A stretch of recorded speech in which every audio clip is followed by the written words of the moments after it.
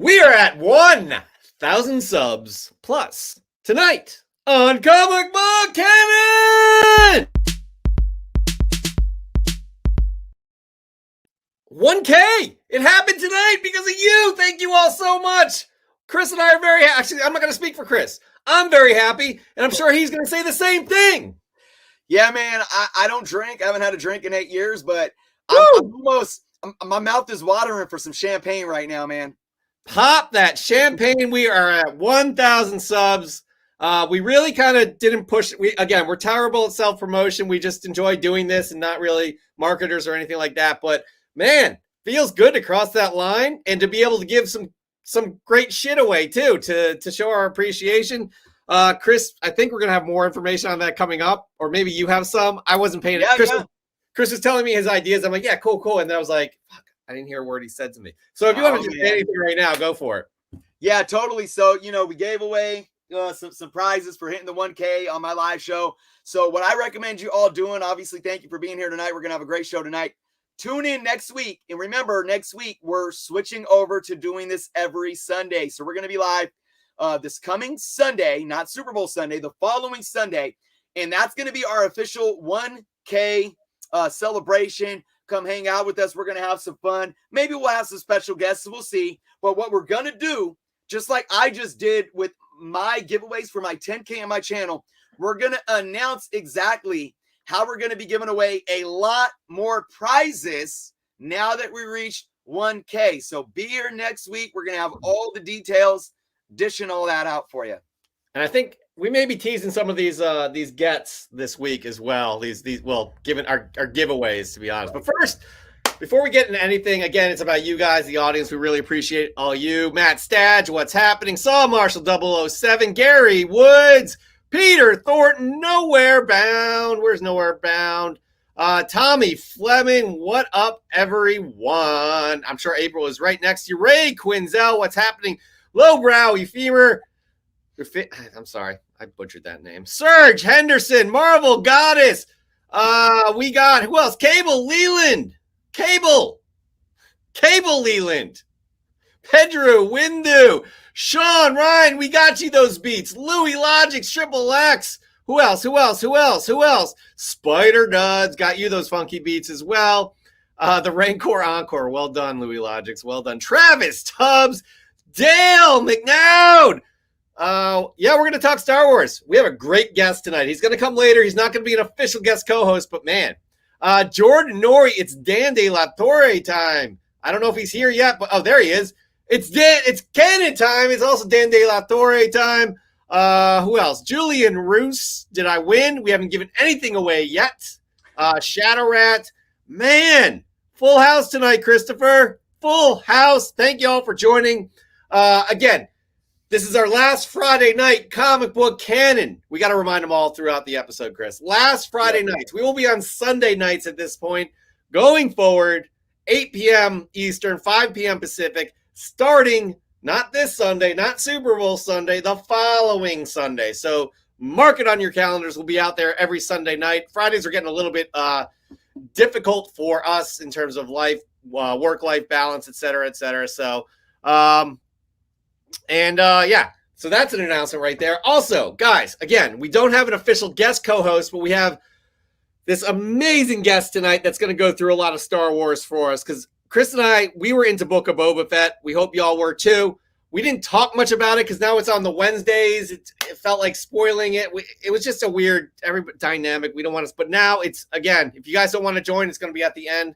Also, we're changing up our structure. Fresh from the Comic Shop comes after the top 10 hottest comics. Top 10 hottest comics comes after the news. And Chris, why don't we just get into it with the news? Oh my gosh, time out, Chris. I'm just so stoked about the 10K. Jumping onto your channel. I don't have anything organized here like I normally do. Chris, talk their ear off about something, please. Blah, blah, blah, blah, blah, blah, blah, blah, and blah, blah, blah, blah, blah, blah, blah, blah, blah. Charlie Brown action. We're definitely going to need to clip that out. I'm just going to remind everyone to be here next week, man. It's going down. Guys, I'm telling you, we got a massive amount of stuff to give away. Yeah. Oh my God. Massive amount. So I asked Chris to send a video because he has a lot of the stuff there, not all of it. He sent me the video. There was no audio. He had something to say. We couldn't get it up, but that's the first time I saw the stack right there. It was. And if you guys like slabs, stick with us. How about that? All right. Yep. Here we go, though. Here we go with the news. Starting off with Star Wars news. Drunk Wookie is going to be joining us at Drunk Wookie. Follow him on the Instagram. Also, we'll get into who is that? What? The Ig. The Ig. Follow him on the Ig. And drunkwookie.com. We'll get into what that's all about, but that is his site. It's comprehensive. And if you're a Star Wars fan that likes to collect these comic books, you're going to want to follow him. No doubt about that. But before we do that, we're going to get into some Star Wars news, starting off with an Obi-Wan Kenobi poster. Look at this thing. It's epic. He's just walking in the sands of Tatooine. And not only that, we got a release date of May 25th, which is 40 years to the day when we first saw Obi-Wan Kenobi. I saw that online. I thought it was May 4th. I could be wrong. This is incredible, Chris, because between Bad Batch and Book of Boba Fett, it was probably 6 months. Between Book of Boba Fett and Obi-Wan Kenobi, it's about 3 months. So we are getting spoiled, guys. Don't take this for granted ever. On top of that, we got a little bit of detail from Obi-Wan himself, Ewan McGregor, talking a little bit about possible flashback scenes. He says, I think it's no secret, that Hayden Christensen comes back and we got to play scenes together again as Obi-Wan Kenobi and Anakin Skywalker. And it was just fantastic to work with him again. I'm not going to give away anything else about the storyline, only I think it's really going to satisfy Star Wars fans. I always felt there was a lot of story between episode 3, where I finished playing Obi-Wan in the movies, and episode 4, where Alec Guinness is Obi-Wan Kenobi. The writers and directors and everyone, I think they crafted a very fine storyline. I think people are going to like it. Chris, do you think we're going to like it? I am probably more excited about this than I have been since, Force Awakens, Last Jedi, where, Force Awakens was that, we hadn't had anything Star Wars besides your animated stuff. Wow. And, it's coming back. The original characters are coming back. And, I even went into The Last Jedi feeling that too.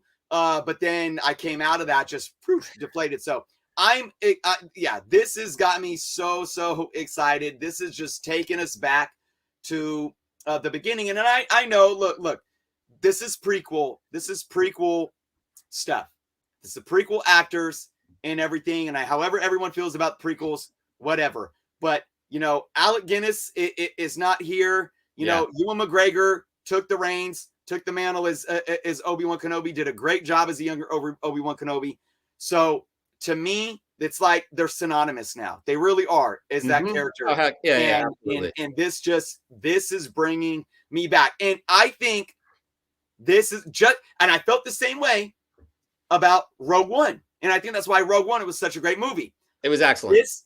This is going to add on to how we feel about the original films. And we're going to go back to those original films and we're going to love them just like we did when we were kids, but we're going to have so much more driving that love, I think. And I can't wait. It's so well said, man, because just like what the Clone Wars did, filling in holes for the prequels, this is going to, we all know there's a ton of story between episode 3 and episode 4. So it's cannot wait. By the way, it was correct what I saw. C to the G. May 25th is the original release date of Star Wars. May 25th will also be the release date of Obi-Wan Kenobi. So that's, I think, 40 years. Wait, is it 40? 45. 45. My bad. I did the math wrong there. Anyways, so thanks for that verification there. C to the G. Star Wars news does not stop there, Chris. Okay. And by the way, I'm going to remind you, Drunk Wookie coming after the 10 o'clock hour. That's Eastern time, 7 o'clock Pacific. Moving on, though, we got some more. Andor. We all know Andor is one of the next series after Obi-Wan and as well as Ahsoka. But there could be a second series of Andor coming. And we haven't even seen the first.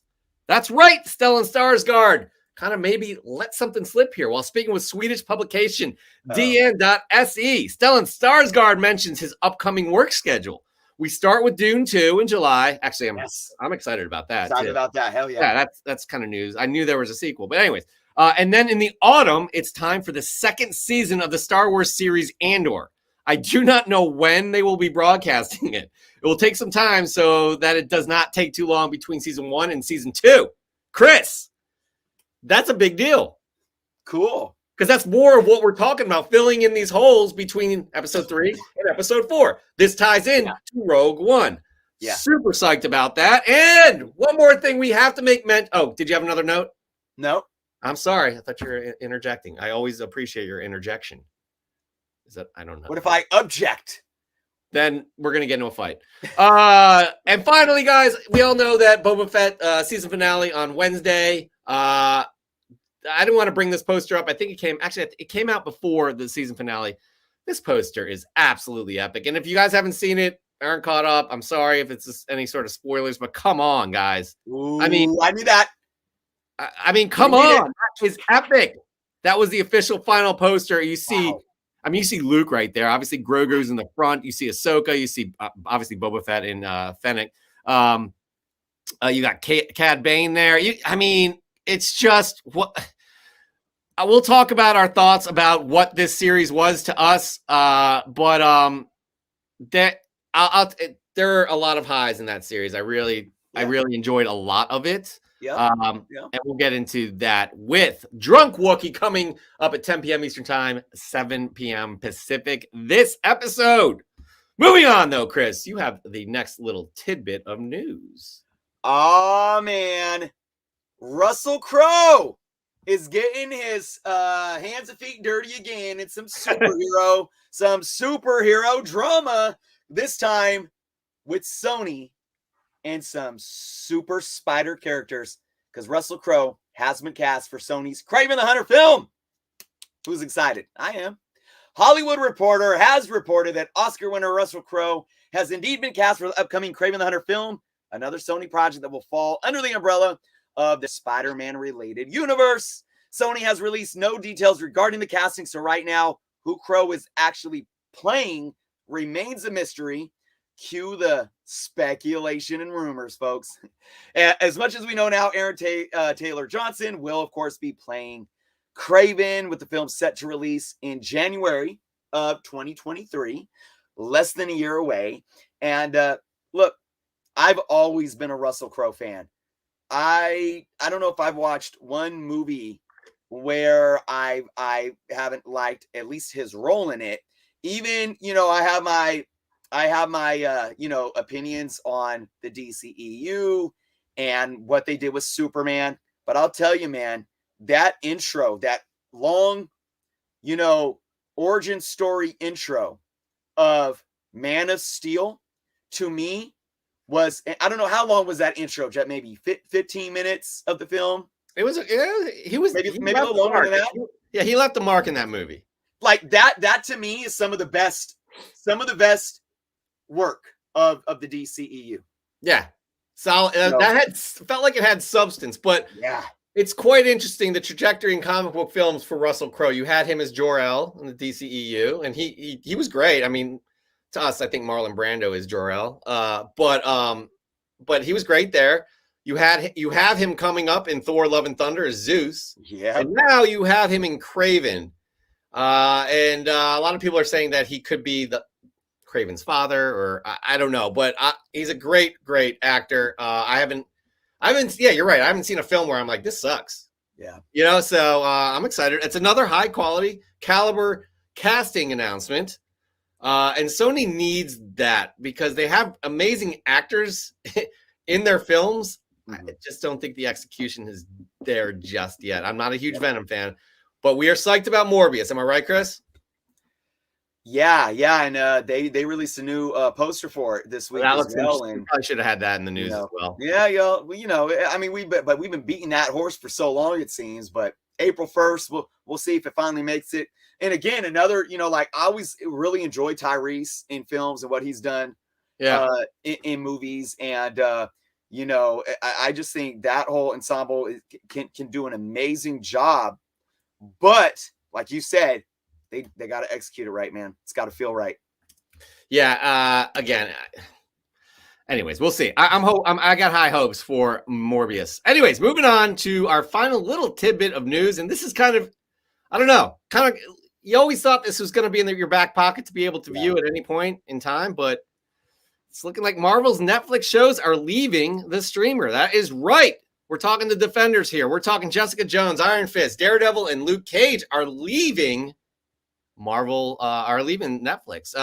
Games Radar reports that Daredevil, Luke Cage. I'm just reading this off again. I shouldn't have said that. I'm sorry, guys, but I'll just do it. It's redundant. Whatever, you get it. Games Radar reports that Daredevil, Luke Cage, Jessica Jones, Iron Fist, and the Defenders are all set to leave at the beginning of March. As of now, there's no information on where you will be able to stream them. Let's hope we'll see them land on Disney Plus or Hulu. There was more good out of those series than bad. I have a feeling that they'll land probably on Hulu, Chris. They're a little too gritty for Disney Plus, but who knows? Maybe Disney Plus is going to start pushing the envelope a little bit. I mean, I thought all 3 seasons of Daredevil were great. Amazing. Season 1 of Punisher was good. It was great. Season 2, not so much. Iron Fist, Luke Cage season 1 was excellent. Jessica Jones, pretty good all around. I don't know. What are your thoughts? I agree. I do think this is just a move. I wouldn't, if I were you guys, I wouldn't like panic and be concerned. No. Oh my God. Because this is Marvel Studios probably getting their hands in this, saying, look, we got control now, and we want anything, especially since we know that Marvel Studios and Feige are bringing back some of the same actors. And, we don't know. I think, Feige's already made it clear that stuff isn't technically canon, and that the iterations that we are seeing of D'Onofrio's Kingpin, of Charlie Cox's, Matt Murdock Daredevil, they're the same actor, but they're not this, and they're playing the same character, but they're not the same iterations at all. We know that for sure. Well, he's stated that. He has stated that. It's okay. I didn't know. So, could he change that later down the line? Sure, because whatever he says goes, right?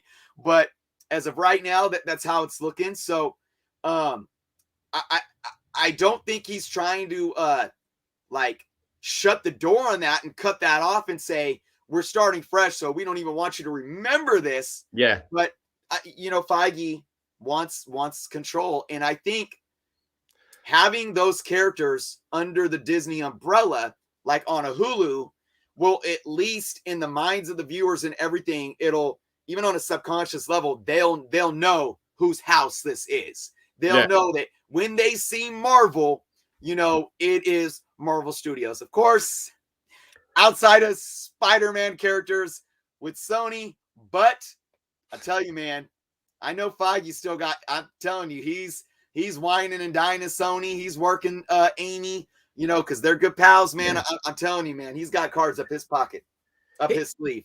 Feige's like a championship GM, right? Yeah, right. Being able to put it all together and just win, right? Yep. By the way, Mark Brenakowski, so raising prices or removing content. I have a feeling more that in this particular situation with Marvel properties, it's a contract thing, that the contract has ended. It's expired at the end of this month, and the news is just coming out. So whether they raise price, I'm sure it's frustrating that they raise prices, but this happens with all of Netflix's content. They license a ton of it. Granted, they've been producing a lot of their own, but so I don't see the two. They're not correlated. Not at all. However, I can see the frustration in that. Netflix has kind of dropped to my last streamer, to be honest. Netflix and Hulu. Anyways, we're not here to talk about that at all, are we, guys? No, we are here to talk more about comic books and the things we love. So before I get into that, this ends our news segment. And I want to remind you all, this is our last Friday night show. Our next show and shows moving forward will be on Sunday, 8 p.m. Eastern Time, 5 p.m. Pacific Time. That's right. We are changing day and time. Sundays, 8 p.m. Eastern Time, 5 p.m. Pacific Time. We hope we see you there. This is a great crew we got tonight, Chris. Great crew. 1,000 subs, Chris. And we'll have some more. It's a new day. It's a new day. We'll have some more info on what that will entail in terms of getting some prizes. All right, moving on though. Usually we do another segment, but we're gonna flip these segments around here because right now we are just gonna get right into it. The top 10 hottest comics of the week based off of cover prices data. That's right, real sales data. Not Chris and I just throwing shit to the wind and see what sticks. Not at all. Actual hard numbers of what the hottest comics were of the week. Now, cover prices list is released on Monday. Our shows are live on this show is live on Friday. We're gonna rework this segment too, just so. But anyway, so we get through the top 10 hottest comics, and then Chris goes through his 3 most interesting picks off of that list. So, Chris, we're just going to get right into it and talk about this list right now. At number 10, Black Panther. Number 3, the Torrin Clark, 1 in 25. First appearance of Tosin Aduye. Chris, this has been going for insane amounts of money. I think a 9.8, which, you know, there's no way that it got graded yet, is going for over $1,000. This book came out 2 weeks ago. Magically graded comic. Over $1,000, people. Wow. We never comment that much on the top 10 list. At number 9, we have Amazing Spider-Man 210. At number 8, Amazing Spider-Man 637. Julia Carpenter becomes Madam Web, and also the death of the original Madam Web. At number 7, we have Daredevil Woman Without Fear. Number 2, the Jorge Fornes 1 in 25 variant. Digging that variant indeed. That's just a great callback. Number 6, we have Black Panther. Number 3, the Gary Frank variant. Number 5, we have Star Wars Darth Maul. Number 3, the first cover appearance of Cad Bane. Number 4, Star Wars Darth Maul. Number 2, the first appearance of Cad Bane in Marvel canon, or actually Star Wars canon, since Marvel. Right. Number 3, we have New Teen Titans. Number 21, the first appearance of Brother Blood and Mother Mayhem. Number 2, we have Amazing Spider-Man. Number 88, the first appearance of the Queen Goblin. At number 1, Black Panther. Number 3, Chris. This is a pretty interesting list this week, huh? Pretty interesting. You know, Black Panther number 3, still hanging in there. I mean, cover A. I do believe, don't quote me exactly, but I do believe it hit $100. Raw. Absolutely nuts. It surprised a lot of people. I guess after FOC, there was the I don't know, announcement or revelation that there's going to be this new character, and everybody went fucking crazy. It's just amazing. It's absolutely amazing. Yeah. And then we got the Cad Bane books, which I think is great. I was gonna so I did not pick those for my top 3, but I want to tell you right now that I would have picked Darth Maul number 2 as one of my top 3s, but I decided not to, just because if we talk about that book, we're going to get into some spoilers for the Boba Fett show, and I didn't want that to happen. But I thought there was a lot of interesting talking points. Maybe we'll discuss those at some other time about what that book could be doing on the market in the near future. But very interesting picks today. I think you and I, Jeff, both of us are really going to have a bit of some love for these books, because there's a theme. And that theme is Spider-Man. Spider-Man. That was one of the questions for your show tonight. Yeah, that's right. We a bunch of books. Naming off our favorite hero. So that's right. The one and only Spider-Man. So my number 3 pick, I got to go with Amazing Spider-Man number 210. The first appearance of Madam Web. So for those that know, you know, I'm sure most of you do now. We talked about it on the show last week. I did a video on it my channel last week. Dakota Johnson has been cast to play Madam Web. She will be having her standalone film under Sony, and I'm really excited about it. This is the first appearance of Madam Web. And let's look at these numbers first and foremost. 172% upward trend in sales this week, with the recent CGC 9.8 high sale of $1,500. That's solid. Recent high sale, raw, 303. So this is how I want to break this down. You can see the image here too. We got, you know, some data based on raw sales. So right now, your average raw in recent sale is going for roughly over $200, $204. So basically, what that number is you take in all the sales of the raw books, whether they're low grade, mid grade, high grade, it doesn't matter. And how do you figure averages? You add up all the prices and you divide them by how many books sold. That's how you get your average. That's what that 204 is. It doesn't pertain to a specific grade, but you can see here some of the higher dollar amount sales that have happened recently. And of course, there's that 303 high, but there's also the 255 that happened on the 8th. But I want to focus this $300 sale. This $300 sale happened in December of last year. Now, we've known that there's been a lot of talk and speculation about Madam Webb for a while now, Jeff. I think, what do you think? Has it been like a year since we heard initial rumors? Yeah, it's been a year. Yeah. So I know that if you guys go follow the trends, even the 9.8 selling at 1,500, this book was already hitting over $1,000 in a CGC 9.8. It did peak, even closer to the 1,500, I think a few months back as well. So the point that I'm breaking all this down and what I want everyone to analyze here is that overall, even though that announcement, it's increased in sales, in units, but it's not going extremely crazy as of yet. So what that tells me is a couple of things. One, I think a lot of people were hip to this before this announcement. And if you ask me, that's a good thing, because it allows people to say, I'm going to take my time. I'm going to think about why I'm wanting this. I'm going to get ahead of the curve, right? Before we actually, and I always say this, Jeff, we talk about it as well. Don't wait for don't wait for the casting. Don't wait for the trailer. So I think this book has actually seen a lot of more healthy upward trend over the last year or so, next to being like a West Coast Avengers 45 thing, where, we wait till the last minute and we get a cameo or we get an announcement and boom, everyone just goes crazy. But I do want you all to keep in mind too, a few years ago, this book wasn't selling for much. You could still find this in the back issue bins, depending on the grade, maybe $5, $10, maybe $15, something like that. So it has definitely increased in sales. Again, we got an announcement. Be careful of this, but I do think that this book is a very solid long-term investment. People always say when it comes to Sony handling these Spider-Man characters, how can this person have a solo film, or how are they doing this without Spider-Man? Well, when they announced an Aunt May solo film, that blew my mind. Maybe with Marissa Tomei, I might enjoy that, but I don't know what they were doing there. And then they did the jackpot.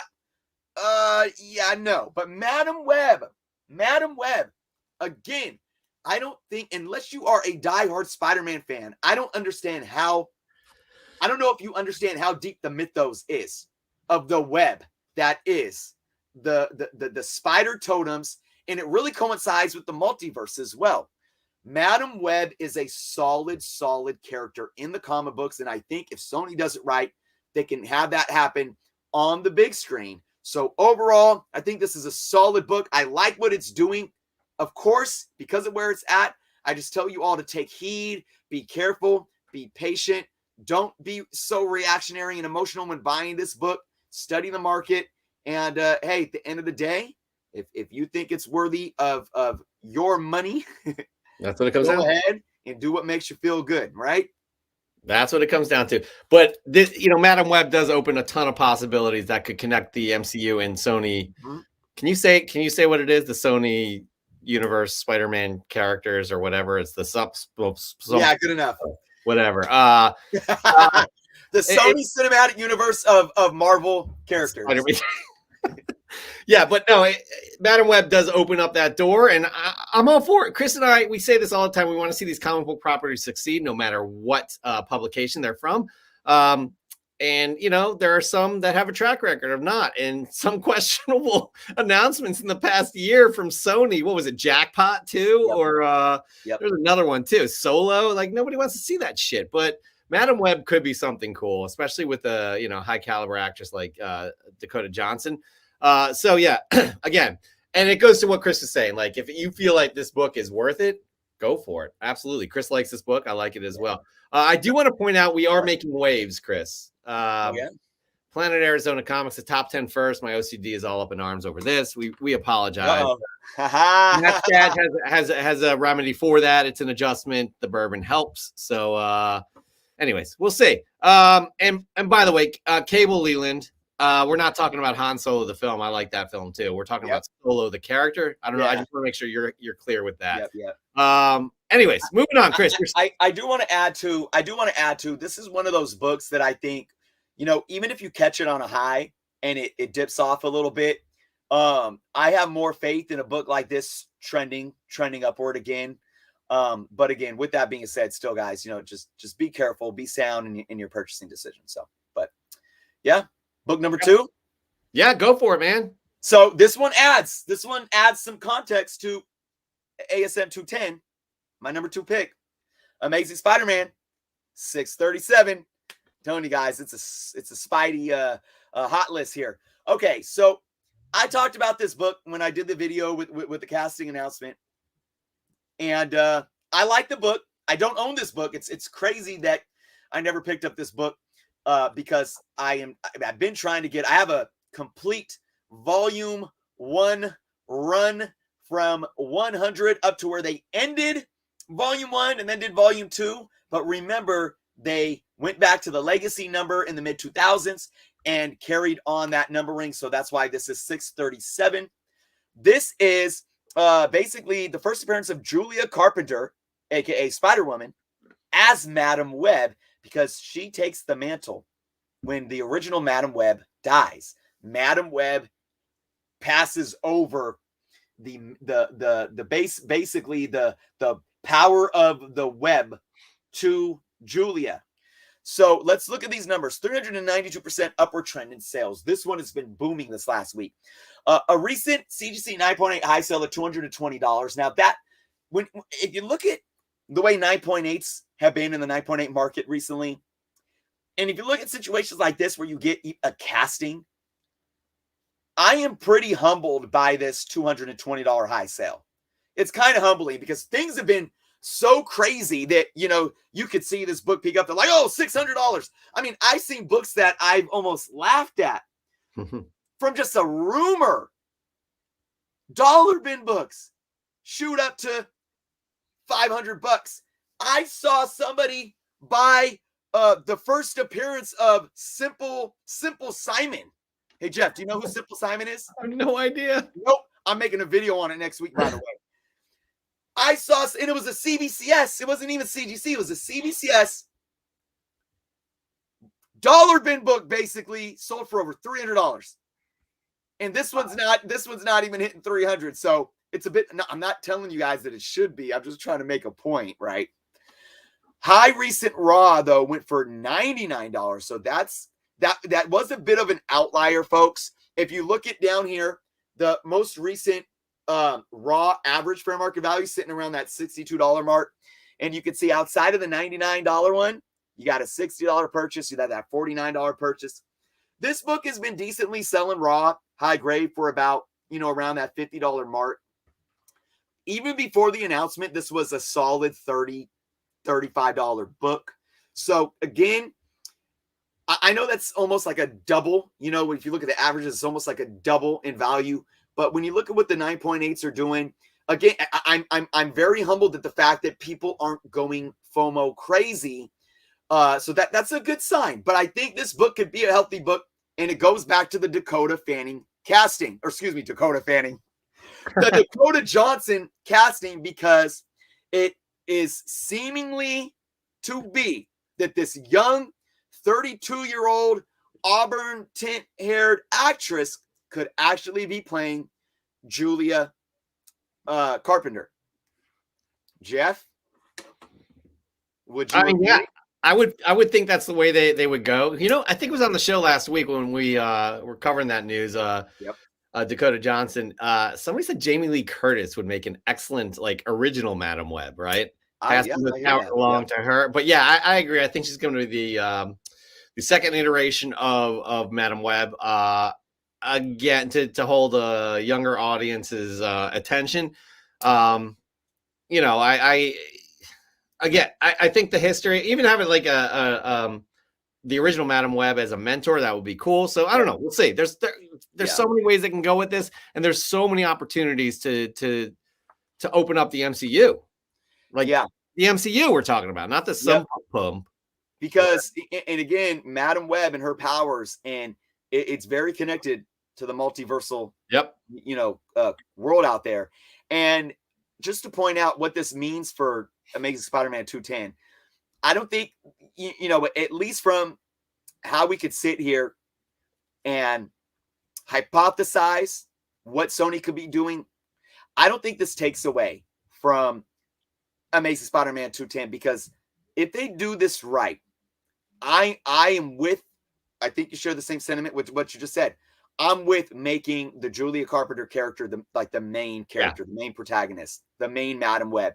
But I don't think it could be done without still having the original Madam Web in some form.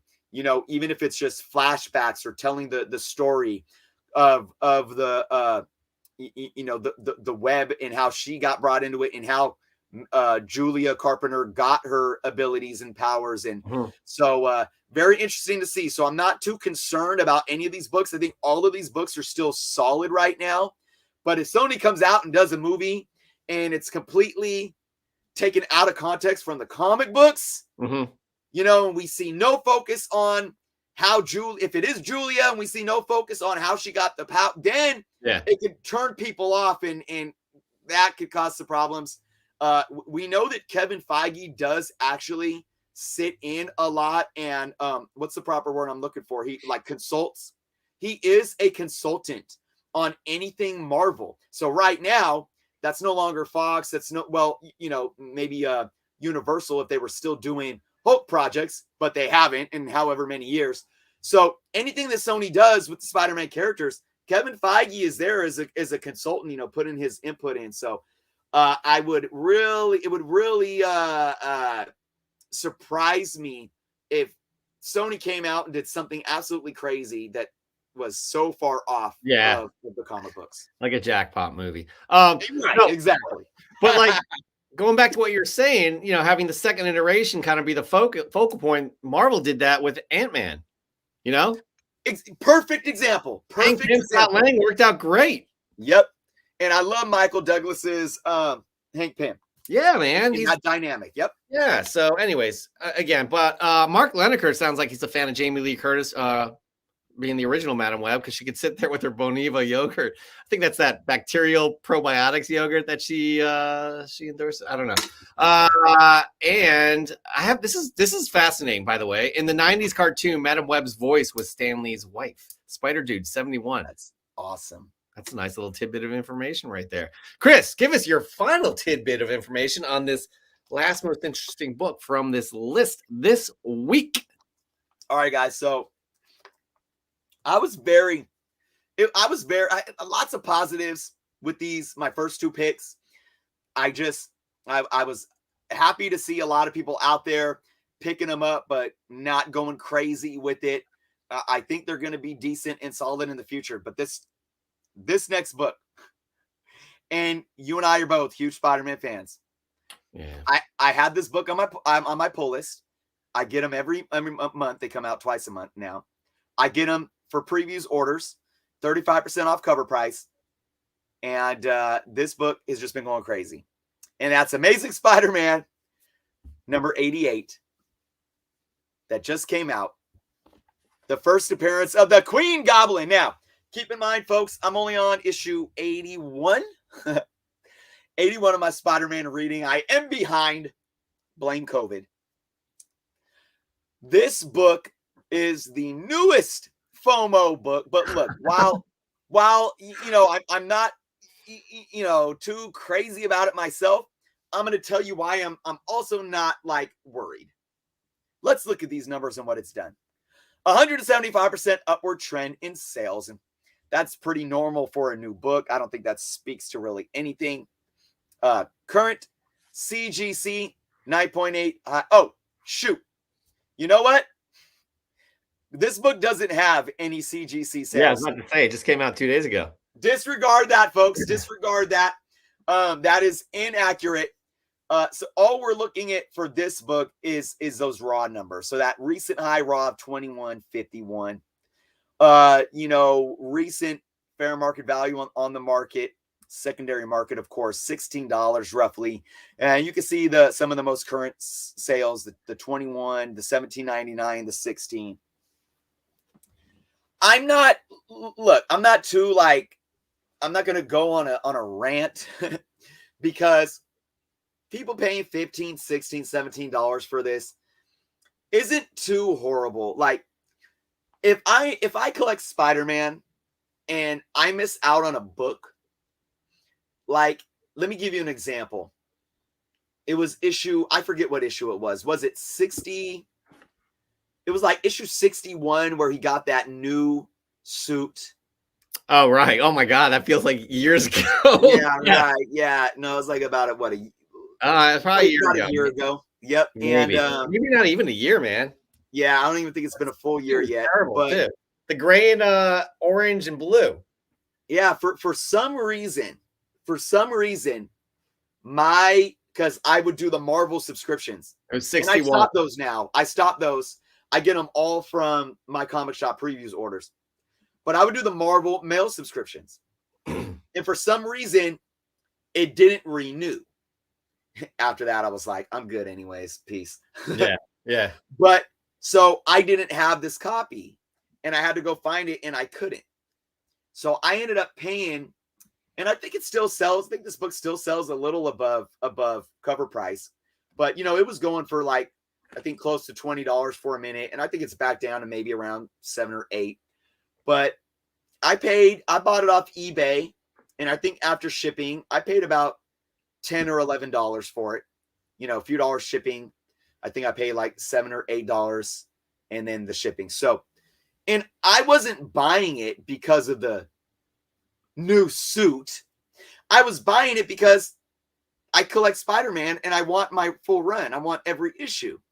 So that was a situation where, I always talk about, make sure you have your pull list, make sure, Yep. But I bought it simply because I wanted it for my run and I was willing to pay a little bit more.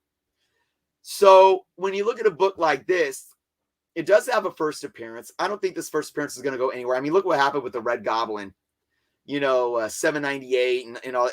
That was absolutely crazy. And I see those books, back in the back issue bins for cover price. Yep. Nowadays, and it didn't go anywhere, and people were paying crazy money for those in the 9.8 slabs.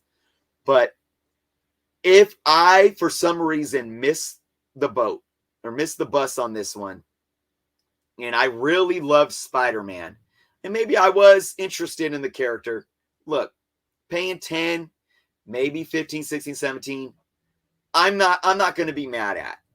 But once it crosses that $20 mark, that's where I feel like, come on, folks, like, just chill. You're getting into your emotions. We talked about what I talked about the FOMO and how, and again, just for those that haven't heard me talk about FOMO, I'm not mad at FOMO. There's good FOMO. FOMO can be fun. But I do feel, especially right now, we're at a heightened level where it's out of control for a lot of people. And it speaks to how we are reacting culturally and socially, and it's becoming very unhealthy. So to see this book slowly crossing that $20 mark, that's where I'm getting concerned. But if it stays around that 15, 17, hey, it is what it is. But I think at the end of the day, like I said, I'm a little behind on the story. I don't even know if this character coming in, I don't even know if the story's good at this point. If it is, great. Hope the character stays around. If it is, telling. But otherwise, I don't see this book going anywhere. Yeah, I mean, there's been specific track records on things like this. However, I don't remember the height, like the intense FOMO around, for example, issue 61, where that awful suit came out, right? I think there was a little bit of buzz. Is that fair to say? Yeah. I mean, this is like intense FOMO. Like, this is like Black Panther 3. Well, it's not quite like, and that's why I said I wasn't going to go on a rant. Because keep in mind, Black Panther 3 in its first week was hitting over $50. True.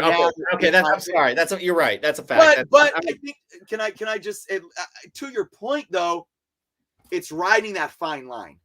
Yeah.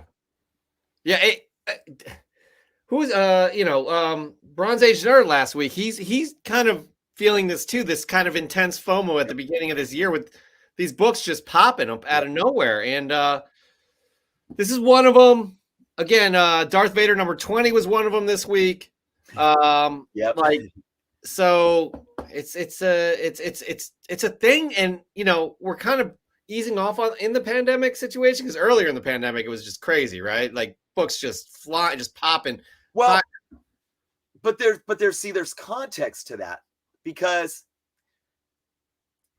right now you see a lot of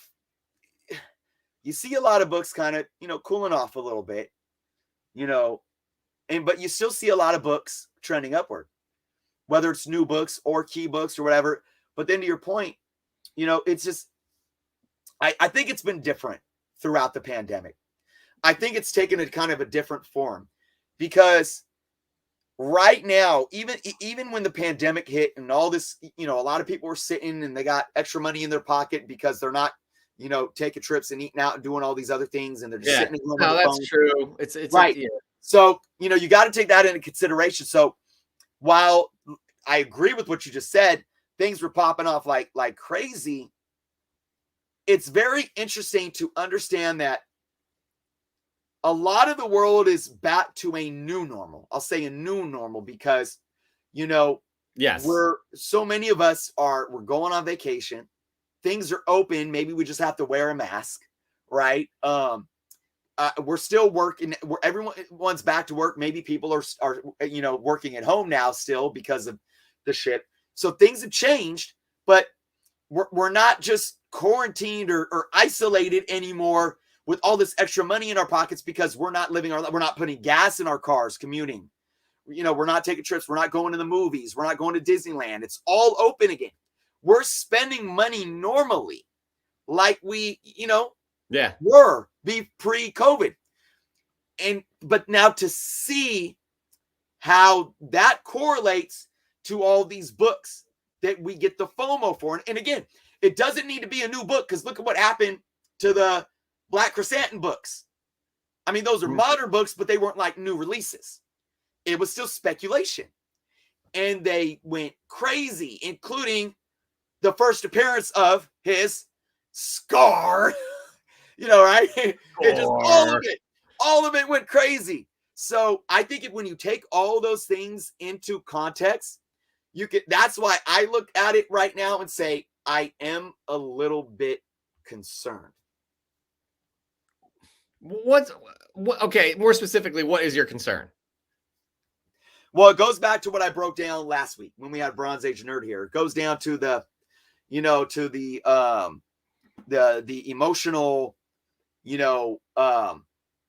this state that we're in. And I was talking about the hypervigilance and the fact that we are, the addictive nature of how we are reacting to comic books whenever there's a rumor or speculation or anything, and it's so heightened that I just think it's coming to this unhealthy point for us where we're almost out of our minds when we're doing it. So and again, I mean, this is something that I'm going to monitor very closely all year long and just watch the market and watch people's behavior. But I said this, it's almost culturally ingrained in us to behave and act in this certain way.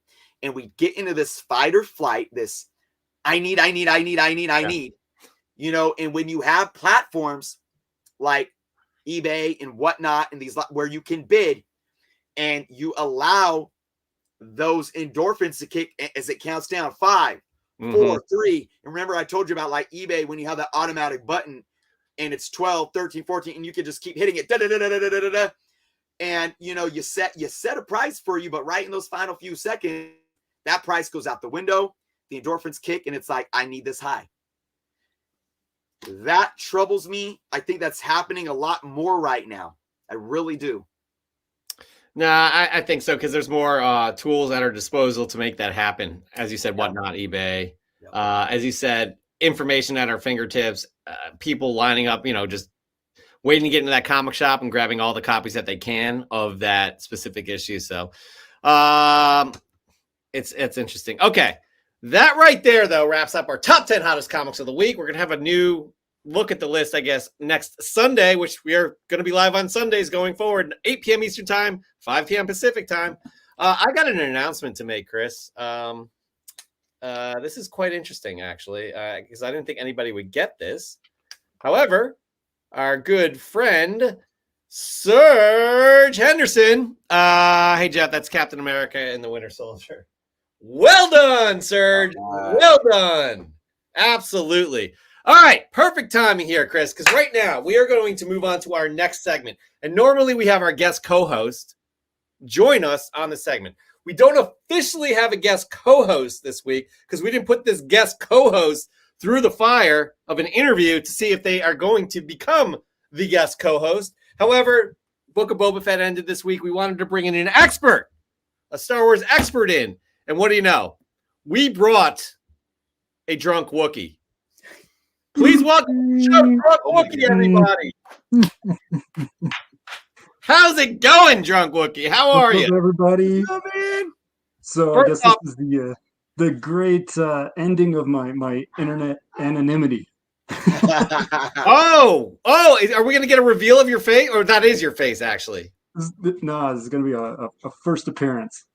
Oh, get out of here. This is a big night. Before you take the mask off, Adam, before you take the mask off, I just wanted to let you know, big night for us. We passed over the 1K sub list, our subscribers.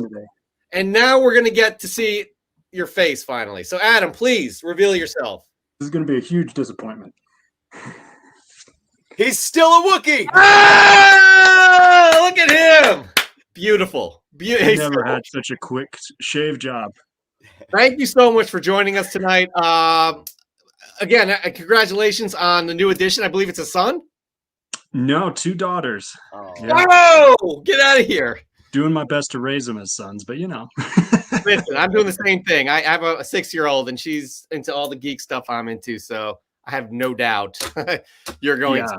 Yeah, I've been waking up with my daughter at like 5 a.m. My oldest daughter, and just trying to keep her quiet because the baby's sleeping, And so we've been watching stuff on Disney, and I'm like, hey, let's watch some Mickey Mouse Clubhouse, Yeah, and the other day, I saw her standing on the block, and she's like, I want Boba Fett.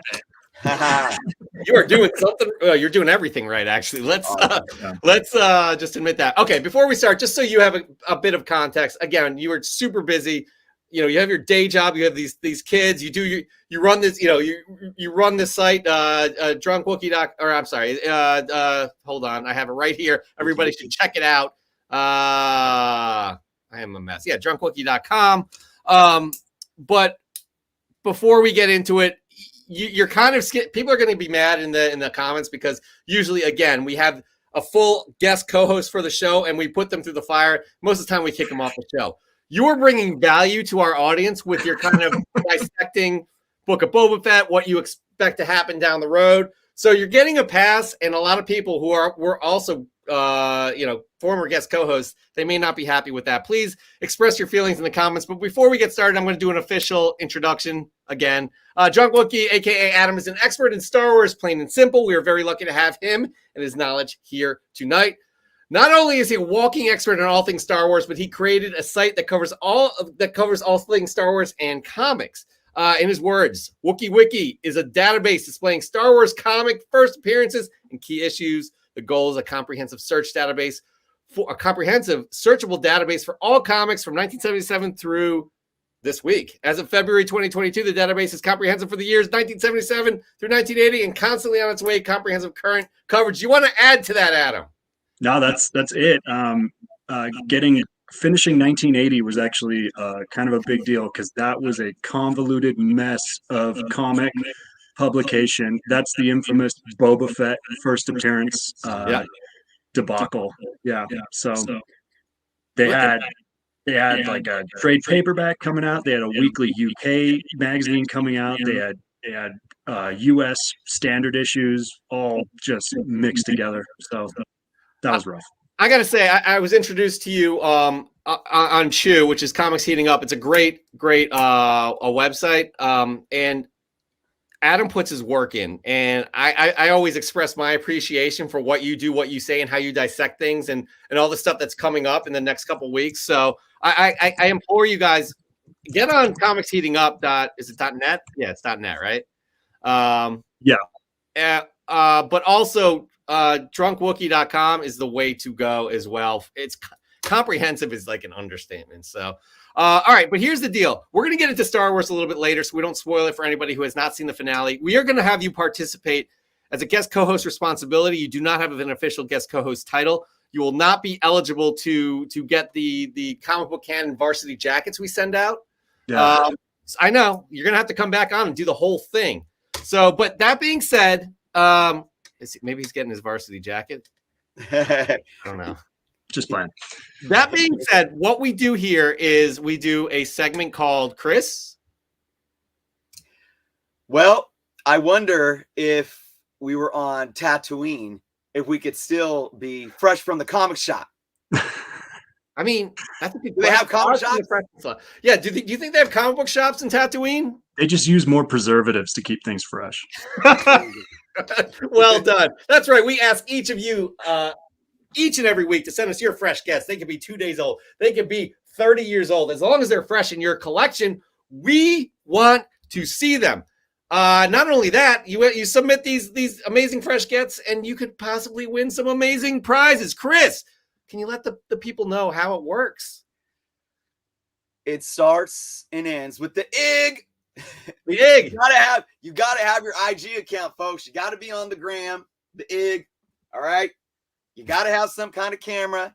Like, look, if you got a flip phone and you only can take a picture with your flip phone, fine. You'd have to like plug it in to. I don't even know how you can. I don't even know how you transfer photos from. I don't know. You probably have to text somebody the picture with a smartphone, and they'd have to take the picture and probably like email it to you. And then, anyways, just get an IG account. Absolute disaster. Take a picture of your fresh get that you picked up from that week. Post it on Instagram with the hashtag FFTCS right down there. Make sure you add us at Comic Book Canon. All right? But you got to follow criteria, man. Like I said, you're welcome to use your flip phone, but we want to see a really solid shot. All right? Presentation matters. Presentation. Thank you. Presentation matters. Good shot, good lighting, looks good on the eye. Also, get creative with it. Throw something in there, theme it out, and get also creative in the story that you tell. Make it unique. Whether it's a unique book, it doesn't have to be a key book worth $50,000. A unique book with a unique story. So type something up that's going to tug at our heartstrings in your description of the post, whatever the case may be, and you can have a chance to become a semifinalist and then be voted on to be a finalist to win one of our awesome prizes. That's it right there. Now, Adam, again, I'll just simplify it for you. You are our judge. We are looking for presentation, well-composed shot, a unique book. Again, it doesn't have to be a $10,000 book, but it could be something obscure out there we've never seen before.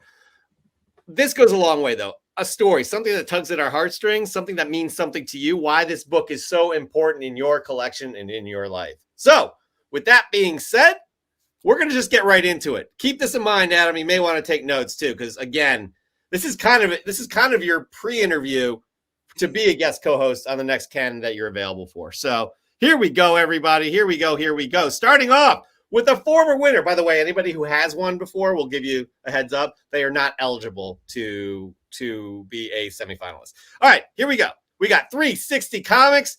As he says, went in for bags and boards and left with a major blue chip key. Huge thanks to Cybergenic for the first appearance of Natasha Romanoff, the Black Widow. Low grade, better than no grade. That is his saying right there. He is a former winner. We owe him a slab because our sponsorship ended. So we are still working on that 360. We promise. Moving on. Next up, we have E. Marvell. Oh, yeah, E. Marvell was a semifinalist last week. Still waiting on my Stray Dogs #1 from CGC Comics, but Trish, by Trish, but this will hold me over for a minute. This issue is nice. I will start off by saying you had to read the original run of the series in order to appreciate this book. This book offers a look back to the dogs in different photos and social media posts to a simpler time, pretty much to where the killer in the original story was initially stalking the owners of the pets. I forgot to do something, guys. I forgot to make the announcement of our semifinalists last week. We do have a winner. We have Cover Junkie over E. Marvell with the Punisher books up top there. Congratulations, Cover Junkie. You are moving on to the finals. We will be picking out a semifinalist this week that will go up against the semifinalist next week, and then you'll go against the winner there. All right, moving on. Sicilian Comics. Strange Tales 105. Second appearance of the Wizard. He is a former winner, too. That is a great, great book. Good stuff. Always good stuff from Sicilian Comics. And another guy, he Into Oblivion posts so many fresh gets. It's hard to pick which one. I had to go with this because of you, Adam. We got Star Wars Crimson Reign #2, team up of Ochi of Bastoon and Deathstick. Those are some characters I am quite interested in, Adam. I'm not sure your feelings on them, but they are kind of like, obviously Ochi made it into the last Star Wars film, but Deathstick is a newer character as well, so it's going to be interesting, right? Yeah, Ochi has more of a sense of humor than I thought he was going to, seeing him as a corpse in exactly. Skywalker. He's definitely kind of it's crazy. He's got a personality. You thought he'd be a Cold Stone Killer or something like that, but he's kind of a wise ass with Darth Vader. Yeah, it's quite interesting. Like the last person to crack jokes with Darth Vader was like Obi-Wan. Yeah. And we'll find out what happens with them more actually in a few months. All right, moving on. Who do we got? We got Comic Toby 420. Comic Fan, it's in my prize from the Bags and Boards podcast number 51. Army of Darkness volume 1, number 2 with Red Sonja, number 2 by Dynamite Comics. These are end of FOC insensitive covers featuring All Dogs Go to Heaven from my boyfriend Comic Tom just in time for Valentine's Day. Well, that is sweet. That is quite sweet indeed. You know who's sweet? Marvel Man 616 Comics is sweet, and we are very happy he is healthy and doing well. Wolverine number 67 featuring the first cameo appearance of Ashley Parker Barton. This is a fun. This was a great run right here. Moving on. Actually, you know what we're gonna do, Adam? You're gonna show off your first fresh get of the week. One at a time. You only show one. Okay. A lot of people try and just pull out all three of their gets. What do you got though? Give us a look. Oh, I don't know what to do, but I'm going to start with a really strange one. I've been following JediBibliotech.de since like 2014. It's basically the German version of me if he also talked about books. And he just posted an Instagram post that said, "Hey, there's this version of the War of the Bounty Hunters John Cassidy cover, and it's foil." And it's for the Stuttgart Comic Con, and they're making 75 of them. And so I messaged him and I said, "Hey, what's the chance that you could get one of those for me?" And he's like, "Oh yeah, they're available to order. They're just on the website. You just need a German address." And I was like, "Well, you have a German address." So, oh shit! Awesome. Yeah, that thing is beautiful. Yeah, the Krieg der Koppelgäger. Oh man, I would swear you're from Germany. Koppelgeldjäger. No, that thing is beautiful. Yeah, and I'm one of those people who makes people cringe and just pulls things out of bags. You know, go for it. We're one of those people. Go for it. Yeah. Oh, look at that. That's ID88. awesome. There's definitely fingerprints on it now too. That's 63 of 75 exemplar. Wow. Congratulations on that. That is a great. Honestly, we get a lot of cool gets from all of our gets. Yeah. This is what up there in terms of one of the most interesting ones, especially one out of 75. I mean, come on. Yeah. Well, when you focus on like one particular thing, you start getting to the point where you're like, I want that one really weird thing, you know? Listen, you have a lot of, again, we can go on about your collection and your knowledge, but you have quite a bit of amazing books. You like to talk about them. Again, comicsheatingup.net or WookieWiki.com, or I'm sorry, DrunkWooky.com. Both. I run both. Oh, you do both? I'm so confused. Wookie is the database. Yeah. That's your Instagram. Okay, here we go. Moving on though, we got Nukes Comics. Nukes usually only picks up Spider-Man comics, but he picked up this Fantastic Four #1 60th anniversary tribute from Duncanville Bookstore. Each page is recreated by the best artists alive. I hope to see their anniversary books like this soon. That's a nice pickup, especially how they do that kind of excuse me, I burped. It's especially how they do that kind of a ton of artists paying homage to how great Fantastic Four are. Really opened up the world of brought in this new type of comic book where you relate to these characters better than kind of like just one-dimensional Superman, Batman before they also came into that. I'm just rambling, guys. I am tired. It's been a long week. I'm sorry. Matt Stadge. We got Matt Stadge, the creator of Watlock. Yes. There are still deals out there to be found, but just harder to find. I paid $125, 125 Canadian dollars for all 3 books. So that's like $25 to all you Americans. Yeah, that's first 16 freedom dollars. Yeah, first MJ cover, first solo title of Doctor Strange, and a really sharp copy of Amazing Spider-Man 115. Those are some great gets. Those are some really great gets. Look at that classic Doctor Strange book in the middle there. Loving it, man. Good stuff, Matt. Good stuff indeed. Arana Escarlata loves him some Ben Reilly. Ben Reilly, Spider-Man #1. Tyler Kirkham variant trade. Non-trade dress set accompanies Spider-Man Unlimited 11 quite well. Good stuff. That is, absolutely. Excellent. Real Cable Leland. Did he really change his name to Cable Leland on I literally? No, maybe I just spelled it wrong again. It's in our heads now. Today, I need to give a huge shout out to IRF Authentics for this beautiful book I won in a recent giveaway. Not only is the book amazing, but it's signed by the legendary Kevin Eastman. Last year, I got my first slab. This year, I got my first signed book. Thank you again for this awesome comic. I love that cover, guys. Yeah, that's loving that cover. All right, Chris, what do you got? Your first fresh get of the week. Share it with us, please. Well, folks, still haven't been to a comic shop. Still haven't been to a comic store this year, but I did pick up another collection. Go check out that video. Interesting. So I thought I'd share some stuff from the collection. Why not some 12-cent goodness? 12-cent goodness is always fun. How about some 12-cent DC stuff? Adventure Comics, number 377. Oh, nice. Hey. I don't believe this is anything of anything, but I like, Adventure Comics, DC, and I've been talking about this a lot, folks. Like, there's some decently affordable runs out there from DC, Silver to Bronze to Copper Age, that I think, I'm going to be looking at a lot more and more this year. So just a really cool 12-cent. That is, man. You've been picking up a lot of these too. Adam, just for context, Chris and I lean towards Marvel, but we appreciate all publishers. And Chris has been picking up a lot of cool Silver Age DC recently. I like how sneaky Superman is on that. Can we see that again, Chris? I mean, he's hiding behind the corner in a Superman's not known for his stealth, That's Superboy, actually. So maybe that's telling of. Okay, yeah, he is. Yeah, he is notorious for his sneaking. Yes. Yeah. Absolutely. All right, moving on. Who do we got? We got Son of Comics. All right, Adam. Oh, he approves of the book he's taking a picture of because he puts a Red Hulk statue right in front of it. Oh, I've seen that. So yeah, so just in case you don't know, you'll know.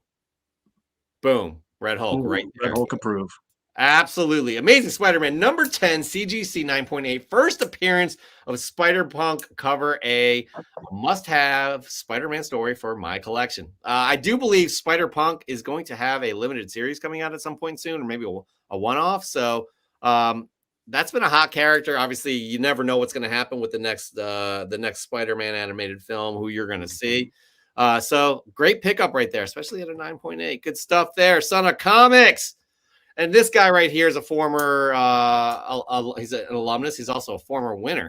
And again, tribute to you, Adam. We got Comic Ozzy. Ah, I'll just leave it right here. Top Variant Tuesday. John Tyler Christopher crushed it. And he's got the little Boba Fett Funko Pop. Adorable. That's the negative space guy, right? Yes. I mean, he does a ton. John Tyler Christopher does a ton. Yeah. But that thing he was doing it like before he even did the action figure variants. I think there was a Captain America like way back when. He's fantastic. And yeah, those action figure variants have been. The first time there was an action figure variant it was an Image title called Spread, and I'm not sure if he was the one that did it, but he's definitely kind of made a name for himself with those as well. But also the negative space covers too. I think that's my favorite negative. I don't own any, so I wouldn't know. You don't own what? Yeah. Yeah. Oh, exactly. There we go. There we go. I'm not used to the camera. There you go. There we go. Yeah. No, you're not into it at all. Yeah. Oh man, look at you. All right, 2 years of COVID, and I don't know how to use a Zoom. You know. Oh, you know what? Okay, we won't hold it against you. Although if you were in your interview, we would probably kick you off the show by now. No doubt about that. That's fine. You have not gotten a hard time at all. Wouldn't be my worst interview. All right, we got this Mark Leneker. Let me tell you about Mark Leneker, Adam. He is a former winner as well, and he actually donated his winnings back to us to give away to somebody else. Mark Leneker knows his comics. He knows his comics, and he's got a ton of history. He's got a ton of knowledge, and this is just another example of that. The story of picture stories from the Bible is really the story of Max Gaines, and we all owe him a lot as comic collectors.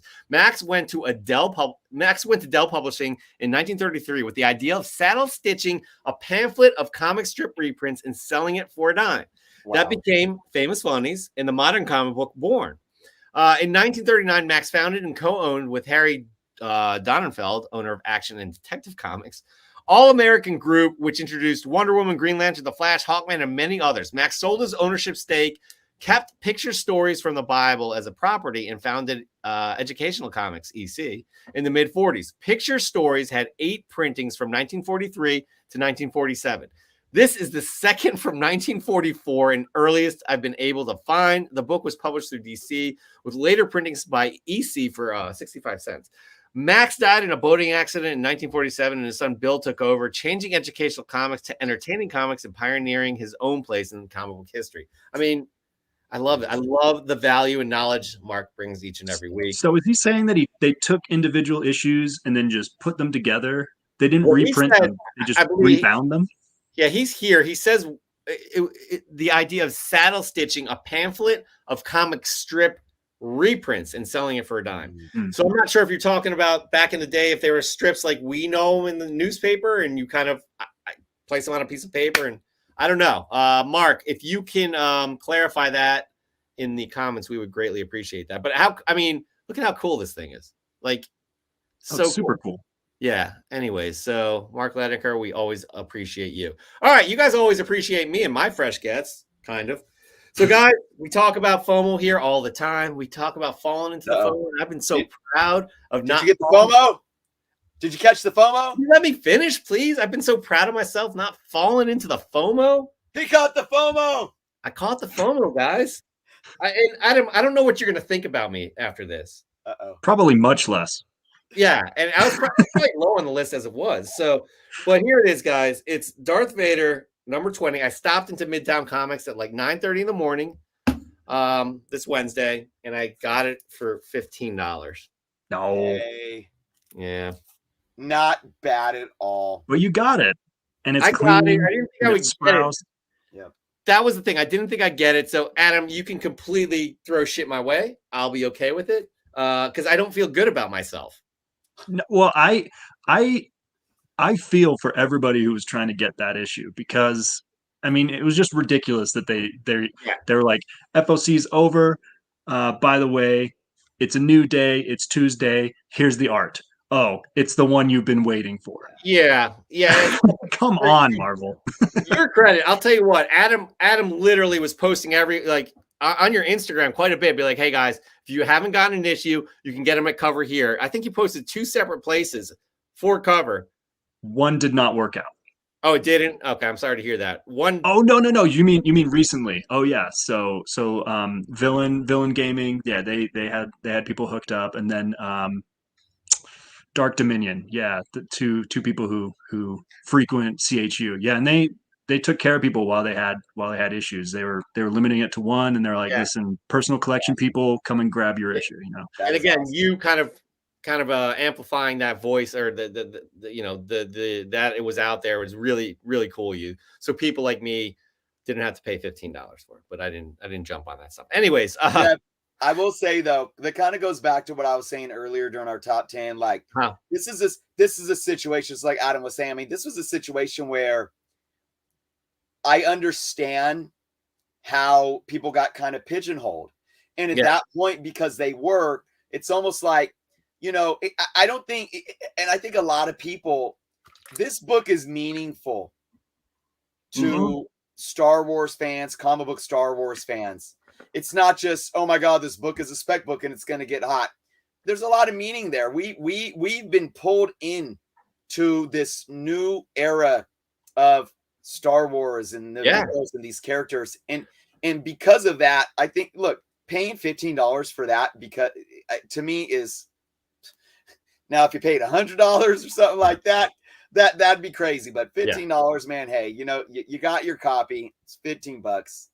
I'd be happy. And we kind of forced him to do the only second print of a Sprouse variant, the Beskar, which is kind of cool. That's cool that they're calling it Beskar. I didn't know that. That's I wish really... I had the wavy impurities from like the Imperial ingots. Right. I didn't realize that they're calling it Beskar. Anyways, I do want to get back to actually the Mark Leneker thing. He said that was pretty much what it was. It was the saddle stitching is, getting a pamphlet of comic strip reprints and selling it for a dime. So that's what it was. So pretty cool, Mark. Thank you again for that. All right, moving on. Where are we? Nori Jordan. Let me tell you about Nori Jordan, Adam. He is the biggest Thunderbolts fan I've ever met. And finally, he's been getting his grails. He did it. He's been talking about this for weeks. And he says, this week's submission was a long time in the making. I finally received my Thunderbolts grail.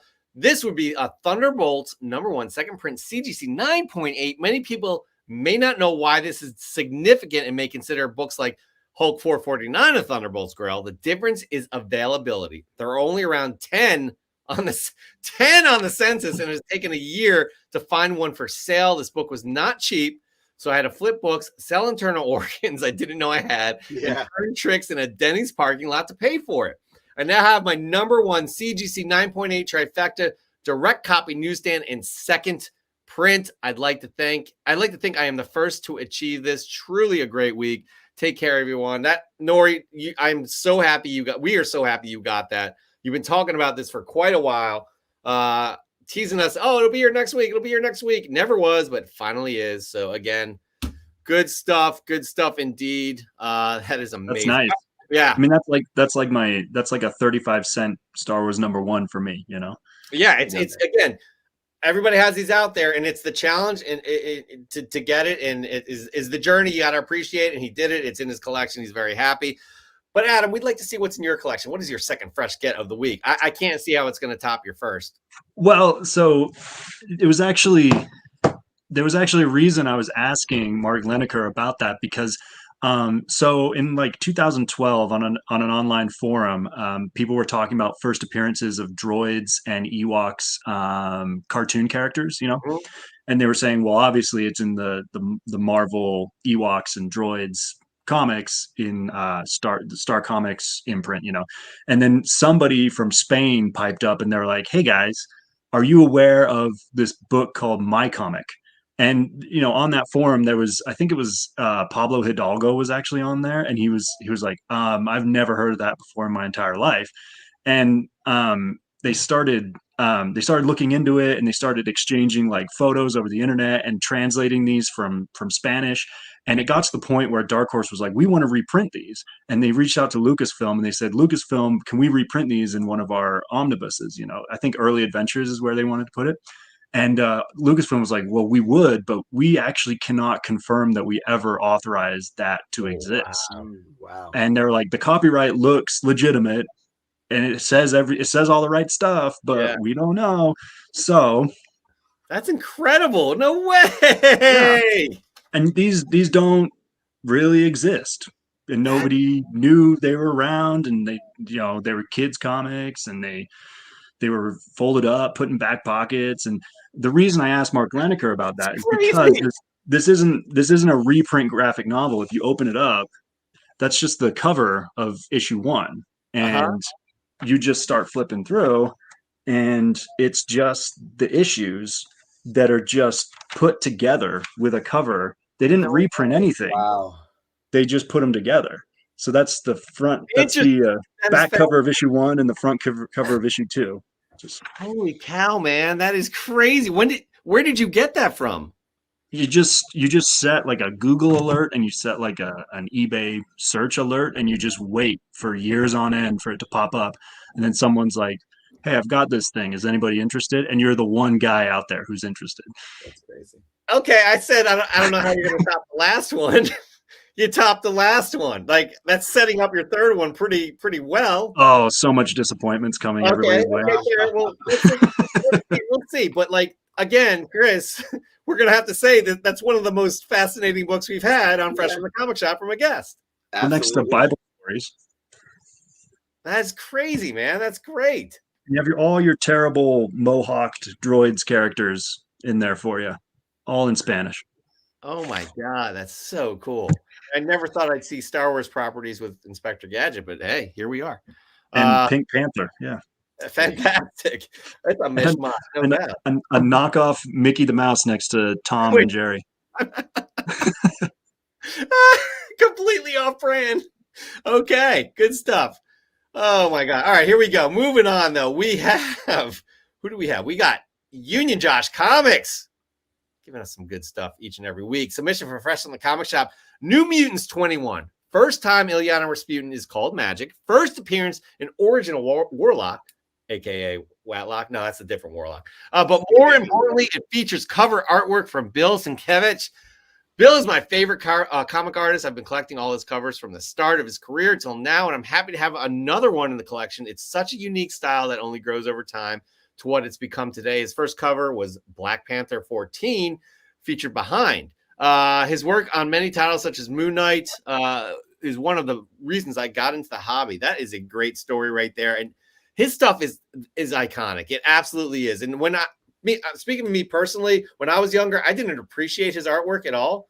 But I absolutely have way more of appreciation for his artwork. That thing looked like a movie poster. You know, it's off the chart. I absolutely love it. I don't know if you guys have any thoughts. And I just love the stuff he just whips out like on his social media just for no reason. I think he did like who was it with like the really red cheeks that one time? It wasn't like he does quite a bit, and actually it's kind of timely. If somebody passes away, he sketches out a picture of that person. He does a lot. He definitely pumps it. I'm not sure which one specifically you're talking about there, though. I feel like it was Karl Rove or something like that. It was someone political, and they just had like yes, he does really gouty nose and cheeks, and I was just like, that is the best caricature. Yeah, just so insulting yet refined. You know what? We love talents like that, especially when we can get behind them for specific reasons. Anyways, we're not getting political here. Come on, guys. Moving on, we got Comic Hunter 73. I think he's buddies with Union Josh because he says Fresh from the Comic Shop for Union Josh Comics. Night of the Cadillacs 2 from Scout Comics was the last book I picked up this week. I'm not familiar with this book at all, but I'm glad you picked it up because you sound excited about that. All right, moving on. Chris, your second fresh get of the week. Oh, which one do I do first? I'll do this one. I don't know what you guys are going to think is better if I'm saving the best for last, but I don't know. Adam's probably going to have a hard fall. Oh, yeah. So, well, there's no way. I recommend everybody do it that way. Yeah, right. No, both of these are really awesome, and I think just depending on your collecting style, it could go both ways. But I'm going to give this bad boy a press again from the collection I bought. This is a book that has gotten hot, and I didn't at that point. I didn't think I'd ever own it, but I do now. And looking at it, well, I'll show you guys. Marvel Comics presents Hey, number 72, On. Origin of Wolverine, First Weapon X. It's a really nice looking book. It's got a little bit of a spine roll with a couple of very small color breaking spine ticks. Very small. I don't even know if you guys can see them there in the bag. pretty good Not for even that a issue, spine though. roll. It's just a little bit of stress from being read. Super sharp 9.8 corners. I'm going to press this up. I think even with those two little color breaking spine ticks, I'm going to say this could possibly be a 9.4, 9.2 more likely. Right. But hey, depending on who's grading it, because Jeff, you're aware of my 9.8, right? Yeah. That has like 7 color breaking spine ticks. Yeah. So if that's a 9.8, this is a 9.8 all day. Nah, but anyway, It's it's 10. definitely Come on. a nice higher grade. Okay. Look, Yeah, man. very happy. That's a classic book. I love that book. And Barry Windsor Smith, I mean, Jesus, come on, people. It's just absolutely. I've owned and sold that book so many times, and this is what I do for everything that's not Star Wars. I get something and I'm like, this is really cool. I love it. I'm always going to keep it. And then like 6 months later, I'm just like, I've read it. I know what's in there, and I sell it for like $3. And then go someone's buy some really more Star excited. Wars stuff. Yeah. And someone's really excited because they know something I don't know. And Oh, no. And you're on Comics Heating Up. Come then on. I find out like 2 weeks later. Oh, Jesus. Ah, You could be building your Star Wars collection while I'm just sitting with my Jar Jar comics, you know. that's Jar Jar. Oh, please have your Jar Jar as your Mista third. know nothing about DC, you know. Oh my gosh. All right. But okay, moving on here though. This guy, we love him. You know him, you love him. Dan De La Torre. Here's this week's Fresh from the Comic Shop. Defenders number 92. I always love this cover. And the caption, "A piece of eternity is missing." Good story. By the way, Friday is my birthday. Happy birthday, Dan De La Torre! it's Dan's birthday today. That's what he says. And I could use everyone's support on the Tony Sanders show. I'm facing their toughest fighter, Doc. The show starts directly after the Cannon show at 8 p.m. Pacific time. Now, we know he's been on Tony Sanders quite a bit. I've never heard him say that he's getting in, he's fighting somebody. So I'm wondering if he's literally getting into a ring. I can see that happening. I can see that. Dan, please clarify. Happy birthday too, by the way. Happy birthday, Dan. It's You also are. Tony. It's Tony Trombetta, president of EGS's birthday as well. They Two share the same birthday? That is- amazing people of this community. So Absolutely. happy birthday to Tony and Dan for sure. By the way, Dan De La Torre is kind of like Billy Preston to the Beatles to us, right? He's kind of like the fourth or the third comic book canon co-host. He's definitely filled in quite a bit. All right, here we go. Y'all better be following this guy. The link is down below. By the way, Wookie, DrunkWooky.com is down below. If you're too lazy to just kind of type it at somewhere else, you can click the link down below. So please make sure you check out all of Adam's knowledge and his comprehensive listings of Star Wars comic books. It's amazing. Follow him on Instagram as well, Wookie Wiki. He'll tell you what's coming out in the next few weeks that you should be aware of, like the Bo-Katan first cover appearance. On FOC on Monday, yep. Yeah, so pick And then that up. nothing in shops next Wednesday. Nothing. Pick it up. Wait, what's that? There's nothing in shops next week. Okay. Nothing. So there's no excuse for them to miss out on this, right? Wait, what's So just, this Huh? week is the new Iron Fist is coming out, I think. I thought we were just talking Star Wars. Of course. Okay. I know. We do cover more than Star Wars in this show. However, I know. your specific segment is coming up, so don't be disappointed at all.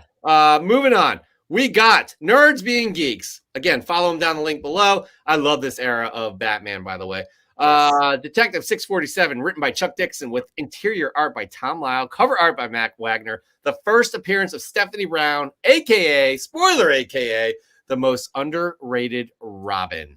Wait, how's that a spoiler? That's your opinion. I don't understand. That's not. Come on. By the way, he asked what I was drinking tonight. I am drinking water with vitamin B in it. It's quite delicious. Yeah, I'm trying to stay healthy, guys. B12? All right. What's that? B12? B6? Yeah. I don't know. It's got all of them, I think. It's got this little spray thing. It tastes like berry. It's, I feel like I'm doing my body well. I don't even know. I should have some water. I'm parched. What I'm not what part of the prepared. country are you in, Adam? I am in Utah. Utah. I think I knew that. Okay, just wondering. You do have water there. Enough for the next couple of years. Good, good. I'm not worried. I'm pretty sure you, especially with the kids you got now. Definitely make sure you have the water in the house. California keeps taking it, but we That's keep true, holding some actually. back. We are good at water and food storage. We are preppers out here. Okay, So. good. That's good to know, honestly, because if we ever are in Utah, we get stranded, we may have to knock on your door. Yeah, my neighbors have far more water, but yeah. I'm happy to say that I have actually been to a comic book store in Salt Lake City. Which one was it? You know, I don't. Well, okay, so we were coming on 80. No, were we coming on 80? I think we were coming on 80. Okay. From Evanston, Wyoming. Yeah. You get to the edge of Wyoming, and then you go through the little canyon, and then you come into the city, and it was like right off of the freeway almost, kind of Black on a Cat little Comics. bit of a hill. Black Cat Comics.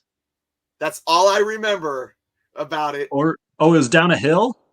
Well, it was kind of on it was kind of a bit of a little hill, not too far off the freeway. It's either Dr. Volts or Black Cat. Greg Gage at Black Cat. He's a good guy. Yeah. It was about 7 years ago, though. Yeah. They've all been around. Awesome. Those guys have each been around for like 20 years. Yeah. That's good shit. I've flown into Salt Lake, but I guess it was a layover or something. I like the airport. It was beautiful scenery, by the way. Lovely airport. They got an amazing movie theater. In the airport? No, in Salt Lake. All right, moving on.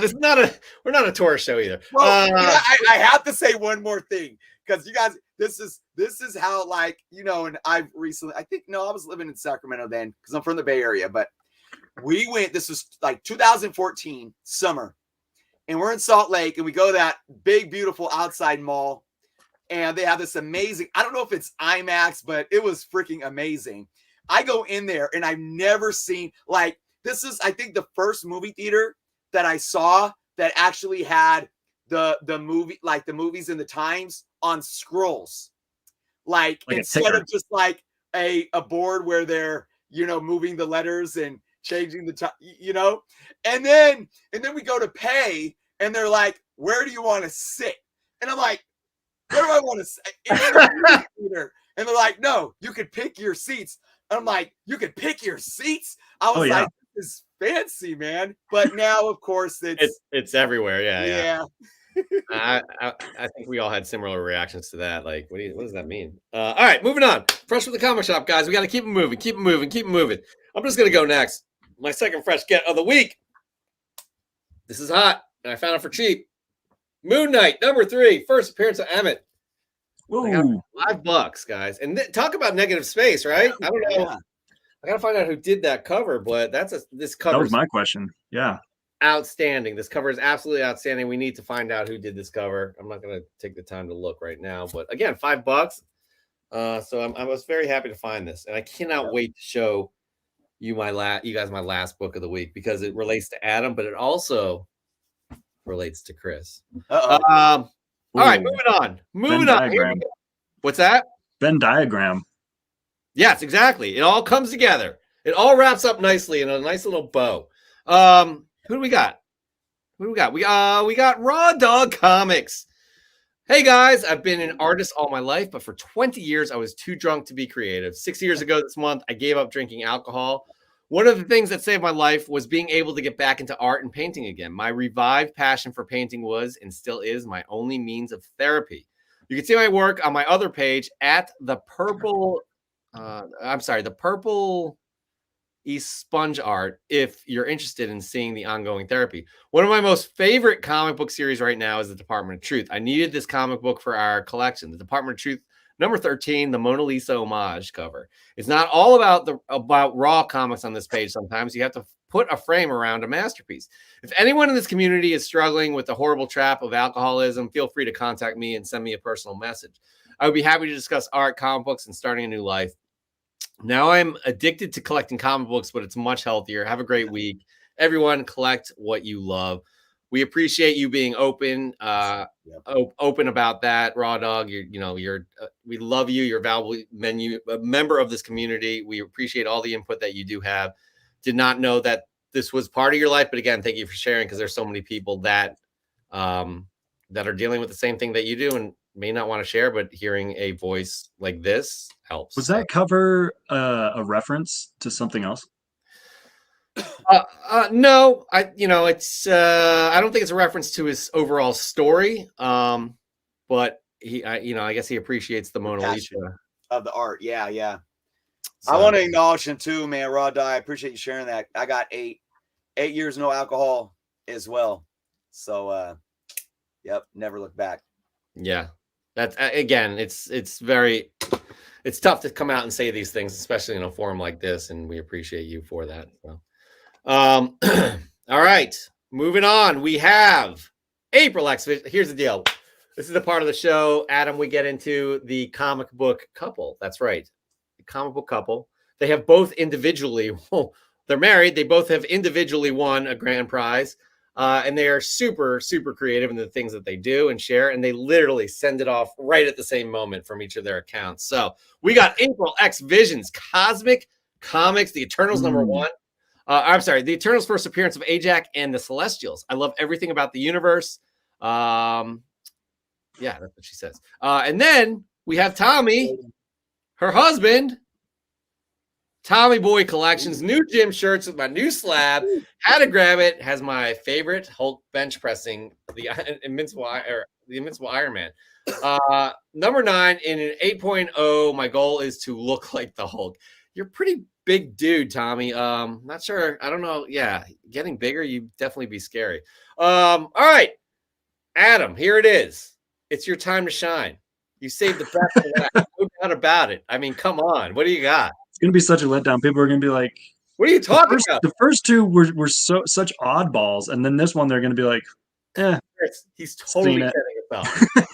For it. It's going to be amazing. All right. So I'm bullish on the Armorer turning out to be somebody that we are already aware of. Shut up. That already exists in canon. So I had to grab one of my favorite series.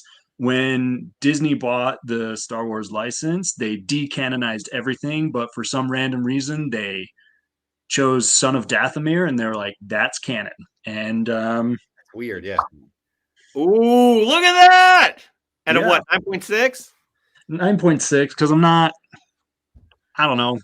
If I see a 9.6 and it's so much less expensive. Yeah, we're just curious. No, that's a nice book. Yeah, so it's first appearance of Rook Cast. And if you remember in Book of Boba Fett, the Armorer said, "Well, we would have been wiped out during the Purge if we weren't on Concord Dawn." And you're thinking, who was on Concord Dawn with Darth Maul? Only a couple people that we're aware of, unless it's someone entirely new. So, first appearance, cool. First cover, the Wizard Sketch Edition. I think limited to 500. Okay. Yeah. Here's the deal. That's dope. You did not disappoint with that, by the way. Again, I know it may not be as impressive as your previous 2 books, so that's a pretty nice book right there. Especially I like it. 1 out of 500. So Darksaber, Gar Saxon also on there. Yeah. On top of the fact that I like how you're kind of speculating with who the Armorer is, so because that is a mysterious one, and I love it. All right, moving on. We got Saul Marshall 007, who just had a baby as well. So I'm liking this. This is very it, guys. Come on. I mean, if we're talking about a well-composed shot getting creative, really, right there. That is. Did he write anything about it? Listen, just got my copy of Amazing Spider-Man number 253. Not only does this issue have the first appearance of the Rose. Yep. Ooh, big bad. Richard Fisk, the son of Kingpin. Not only is the Rose a fitting character to acknowledge on Valentine's Day weekend, but the interior splash page opens up to a football game. The Skyhawks versus the Mammoths, or the Rams versus the Bengals this weekend. Happy Valentine's Day, everyone. I mean, that is... I would give it a chef's kiss. I will. I love what you did there, Saul. Very topical. Exactly. I love what you did there. All right, moving on. We got AZ Mailman 211. My submission for this week's Fresh from the Comic Shop is a third submission back from CBCS of books I pressed myself. Wow. He says 1 9.9 Darth Maul 3, 5 9.8s, and 2 9.6s. That's 3 submissions back in 3 months from CBCS, while others are waiting for CGC submissions they sent off in September. Loving everything about pressing books myself. Congratulations on that, especially the 9.9 Darth Maul number 3, right? That's pretty topical. Yeah, first Cad Bane cover. Yep, that's big, especially at a 9.9. Good stuff. Yeah, all right, Chris, your third fresh get of the week. What do you got? All right. Again, from the collection. By the way, I have to say Adam's just crushed us on everything, even if he was like super bummed about his third amazing book. But now I'm entirely burned out. Like if you invited me back, it would all just be like, I don't know. Well, it wouldn't be good. Again, if you want to come back, you're gonna have to live up to our standards. So well, you're a lawyer, right? You're a lawyer. We have that in our agreement as well. So there's a hair on my book. I'm gonna put my book down and I'm gonna say that my Star Wars pillow is my my third fresh get. This is my awesome Star Wars pillow. I love it. So it's pretty fresh. Yeah. Anyways, no. He's done this before, by the way. He's pulled out toys and just completely breaks the rules. Just because he's a co-host doesn't mean he gets to. I think I saw a Funko before. Yeah. Yep. Bullshit. No, please. No, don't get started. All right, back to comics. Okay. Again, another one in the collection. It was a small. It was only like a short box of books. But this book, I'm actually gonna take it out because I want you guys to see it in all its glory. I'm gonna take the tape off. But this was another one that I was like, I don't know, because it has been getting hot. It is an X-Men book, I'll say that. And there's a lot of eyes on X-Men right now, simply because we know that Marvel Studios has the rights. They're going to be coming. So any X-Men key has just been going up and up and up. This can definitely benefit from a press, but it's a very nice looking book. This is the first time I pulled it out of the bag. Uncanny X-Men number 130. First appearance of Dazzler. So again, nice looking. Can definitely benefit from a press. A little bit of a tanning down here, but that's a great pickup right there. And I hope we do see Dazzler. Yeah. I've said this before. Oh, look what we got. Ha Star Wars toys. That's amazing. I love the duck boat. The duck boat right in the middle there with the little stormtrooper hanging off the side. Just a sitting duck. Pick him off as he goes by, Awesome. That was poorly engineered, wasn't it? To protect your troops. It's a terrible idea. That's good stuff, Chris. Good stuff indeed. All right. Moving on, guys. Moving on. Who do we got? We got Marvel 7080. Went back to the LCS and picked up these beauties. So I guess you got the Fasty Smile. I never pronounce. I never facsimile. I never do it. Anyways, first appearance of Spider-Man. Yep. We got a Draculina. We got a Moon Knight variant cover. We got the Elsa Bloodstone, Death of Doctor Strange. That's good stuff, man. Good stuff, Marvel. What's that top right? It's a Moon Knight. It's a Moon Knight variant. I think it's a number. Is it Gwenverse? What? I need to get that. No, I don't. I'm not. It may be older. Yeah, you're right, Adam. I think you're right. She's a Cyclops. Yeah, I think you're right. Moon Knight number what? I want to say that's the new one that came out this week. Number 9. 9 times. Number 9. I would say. Dude, I'm on the hunt for that. I'm on the hunt for it. I'm Get taking it. notes. All right, and finally, our last submission of the week is Adam. Adam, you broke the rules, man. I would totally kick you off. I would totally kick you off. But you're also the first guest that posted Fresh from the Comic Shop, knowing he was going to be on Fresh from the Comic Shop. I'm okay not winning. By the way, yeah, there's going to be a major uproar if you I choose. recuse myself. Yeah. Okay, thank God. You have more morals than a lot of other people that are. I like that one though. That would have had potential though. It did. It did. All right, guys. I'm going to get to my third fresh get of the week. Adam, you have a little bit of work to do. We're going to give you a little bit of time while I talk about my book, even though I want you to pay attention for a hot second, because again, it's a tribute to you. That's right, guys. My final fresh get of the week. Found this for $4.25. We've talked about it. It's been on the top 10 hot list, top 10 hottest comics list. Chris has had some words about it as well. Okay. It is Star Wars. Oh, wait, don't say it yet. I knew it was going to be something Star Wars. Well, obviously, because I keep saying Adam. So let me guess what it is. Can I guess what it is? Yeah, go for it. All right. It's the first mashup meeting of Star Wars and Adam Warlock. Yes. Yeah, absolutely incorrect. No, it is Star Wars number 20. Ooh. Oh, the Chris, big bad Wookie. Yeah, for those of you that did not watch previous episodes, Chris is really kind of I don't know what the word is, kind of perturbed, I guess, that this book is hot because of a scar he gets from Obi-Wan. So Chris, I'll just let you, if you want to speak further to that, go ahead. Well, I don't remember. It's been a few weeks now, but you literally said a scar. Oh, I know that part. I know that part. But how much was that book going for? I mean, raw? It was too much. $25. $25. Yeah. I mean, it's a classic show. Yeah, you know. Yeah. It was crazy. It was crazy, especially though, and I think this goes to talk to about what we've been saying about how heightened the FOMO is. I mean, we saw him show up, and we don't know if he's gonna hang around for 2 episodes, 3, a couple seasons, a few different shows, years. We know nothing.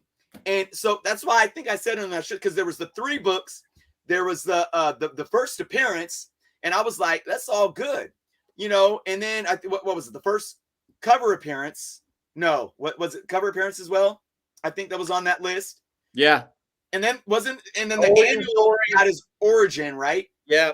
And then it was so there you already have 3 books, but then you have the origin of his scar as well. So it was just so crazy to me that there was so much. I'm like, just all right, chill a little bit. All right. I want to focus more on Star Wars 20 for sure, but I think that we'll save that for another time, because Adam, you have a decision to make. Okay. He doesn't sound too confident, Chris. I'm a little worried. No, I've been keeping notes.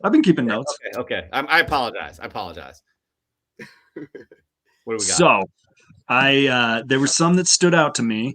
That Old Man Logan, I was tempted, and I'll tell you why I was tempted, because that storyline, I told you I live in Utah, and that storyline, there is a scene that takes place at Rice Eccles Stadium, the home of the Utes, which is so strange that like Mark Miller was just like, I went to Salt Lake City once, I'm gonna put a scene in Rice Eccles Stadium. Yeah. It just, and so first time I ever read that, I was like, hey, I've been there. That's so funny. I've been there a lot. I drank a lot there. I'm trying to find that book too. I cannot. But I don't think that's the issue. I think it's the one. I think it's the one right before that or after that. So I was tempted, but it's not that. I was tempted by the Sinkowicz post. Yeah, I was doomed from the beginning on that. Just because he was showing the progression of how he turned into like the the iconic artist that we know now. And everybody has that one artist that like, it doesn't necessarily speak to everybody else, but like it does something for, and I got to respect the dedication somebody has to go after that artist. But in the end, I've got to go with, who posted, was it Raw Dog Comics? Wait, time out, actually. I've made a mistake. Not a mistake, but and this is nothing done intentionally. I think Louis Logic's a little upset with me. Uh-oh. I skipped one. My bad. Let's get it in there before a decision is made. And I was gonna guess. Oh, he's a finalist. He's a finalist. You know why I skipped it? I guess I didn't take down what he wrote on his Instagram. So my apologies, Cover Junkie. I truly apologize. But that is the book. This book is classic, by the way. Absolutely outstanding. So my bad. I did miss it. Anyways. Speak of classic showdowns. Yeah. Yeah. 100%. All right. I think it was it Raw Dog Comics who had the Department of Truth homage, Mona Lisa homage.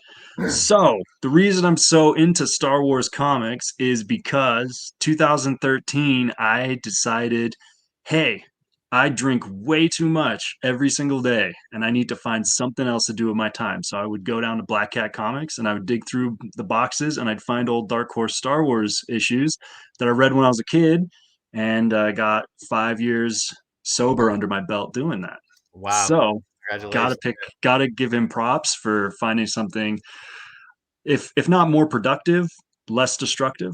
And he went a step further and actually decided to start producing some art, which I don't produce anything of that value. So good stuff, man. Raw Dog Comics, you are moving on to the semifinals, and congratulations on that. Good pick. And yeah, absolutely. Congratulations on that. Congratulations to everybody who takes that step to better themselves. And I applaud you guys 100%. So that's good stuff all around. And Adam, I wouldn't even say that you don't produce anything, because you do. You do quite a bit of work of big lists. I mean, big tables of data. Is it fair to say it's something you're passionate about in terms of, I'm talking Star Wars and the information you put out there? You're producing something that people are consuming. So let's put it that way.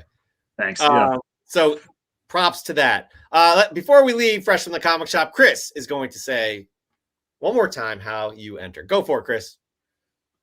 Again, folks, hit the IG. Post your pictures. Hashtag FFTCS. If you do not hashtag FFTCS, we won't get them in the show.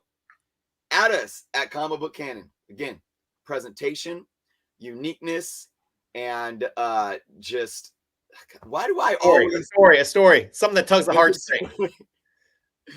Oh my god, I've been doing this for how many months? And my years.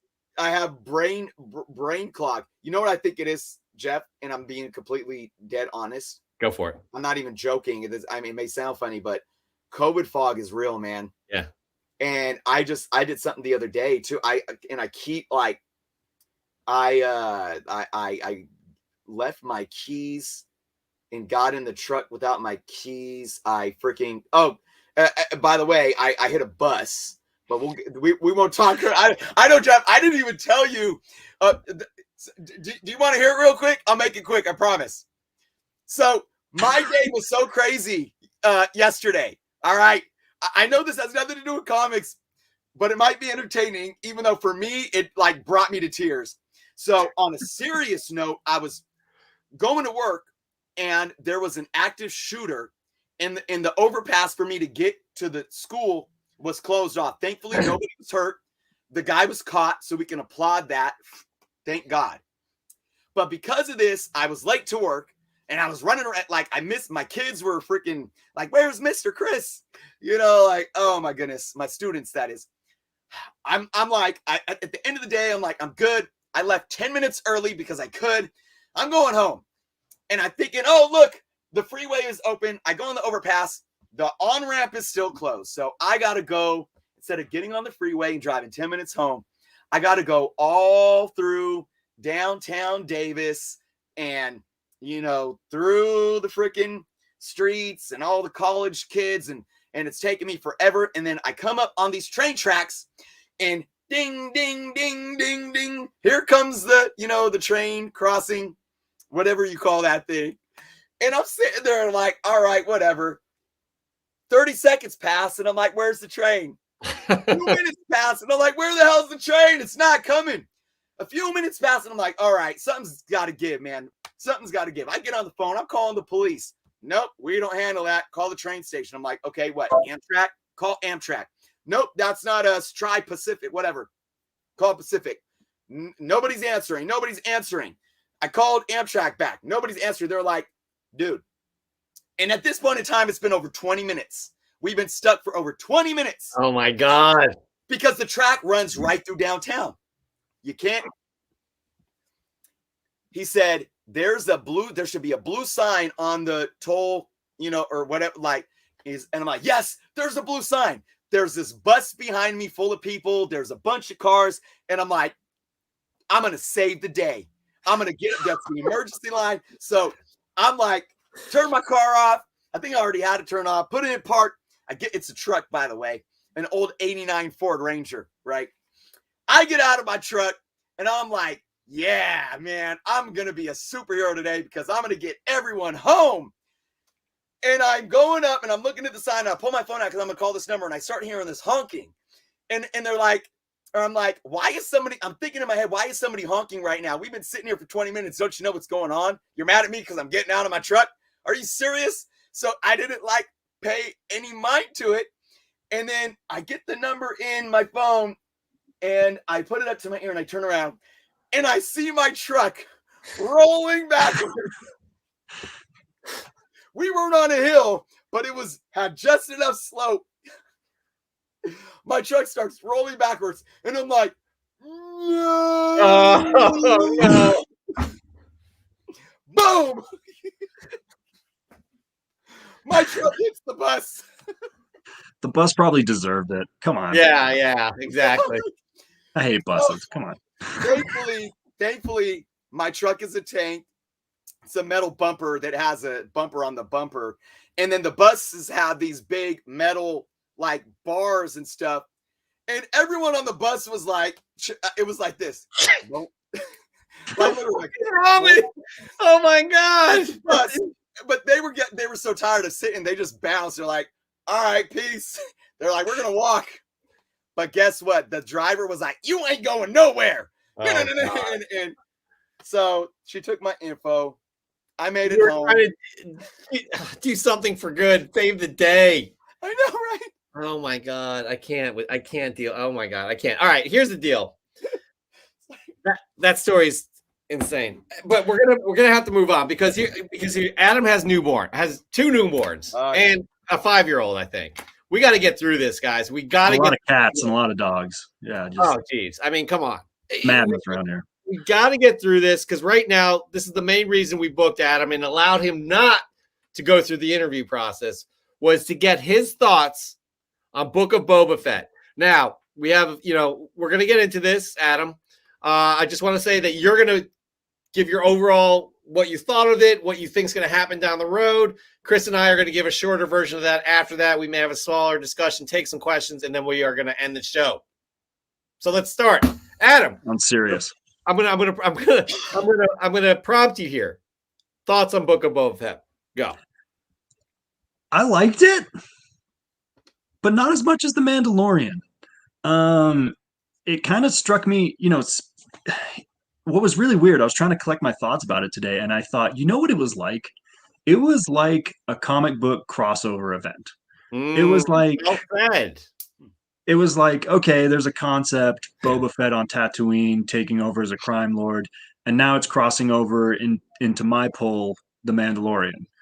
And it's like, okay, I like these Mando parts, but you're kind of pulling him away from his main quest into the event. Mm-hmm. You know what I mean? And there were high points, and then there were some stuff you had to cringe through. Word, yeah. And the thing is that I understand why they did a lot of the stuff, but I still it didn't bowl me over. So I don't know how particular you want me to get into things, but I just thought that it was Boba Fett being saved from the desert by the Tusken Raiders, and it was like, well, obviously this is about family and acceptance into a tribe because Boba Fett's never had that, right? He was a clone. His dad gets his head cut off, and then he's a bounty hunter, and everyone treats him like garbage for his whole life. and he's just feared, and he's never like loved or respected or anything like that. So until he gets to the Tusken Raiders, and I'm just like, well, obviously he's like setting up a family of acceptance, and that's the whole theme, And so I don't know how spoilery we can get with this. We're gonna get into spoilers now, and if you guys haven't seen the series, now's your time to leave because we left this for the end because of that. So thank you for joining us. Our next episode's next Sunday, not this Super Bowl Sunday, 8 p.m. Eastern Time, 5 p.m. Pacific. We are gonna be on Sundays moving forward. There you go. I expected like a giant army of Tusken Raiders to show up at the end and just like bring that whole thing like full circle. Like it would have rhymed. It would have been like poetry, and it would have just been like the legions of Tusken Raiders heard the legend of Boba Fett and they came to his aid. That would have been all. Yeah.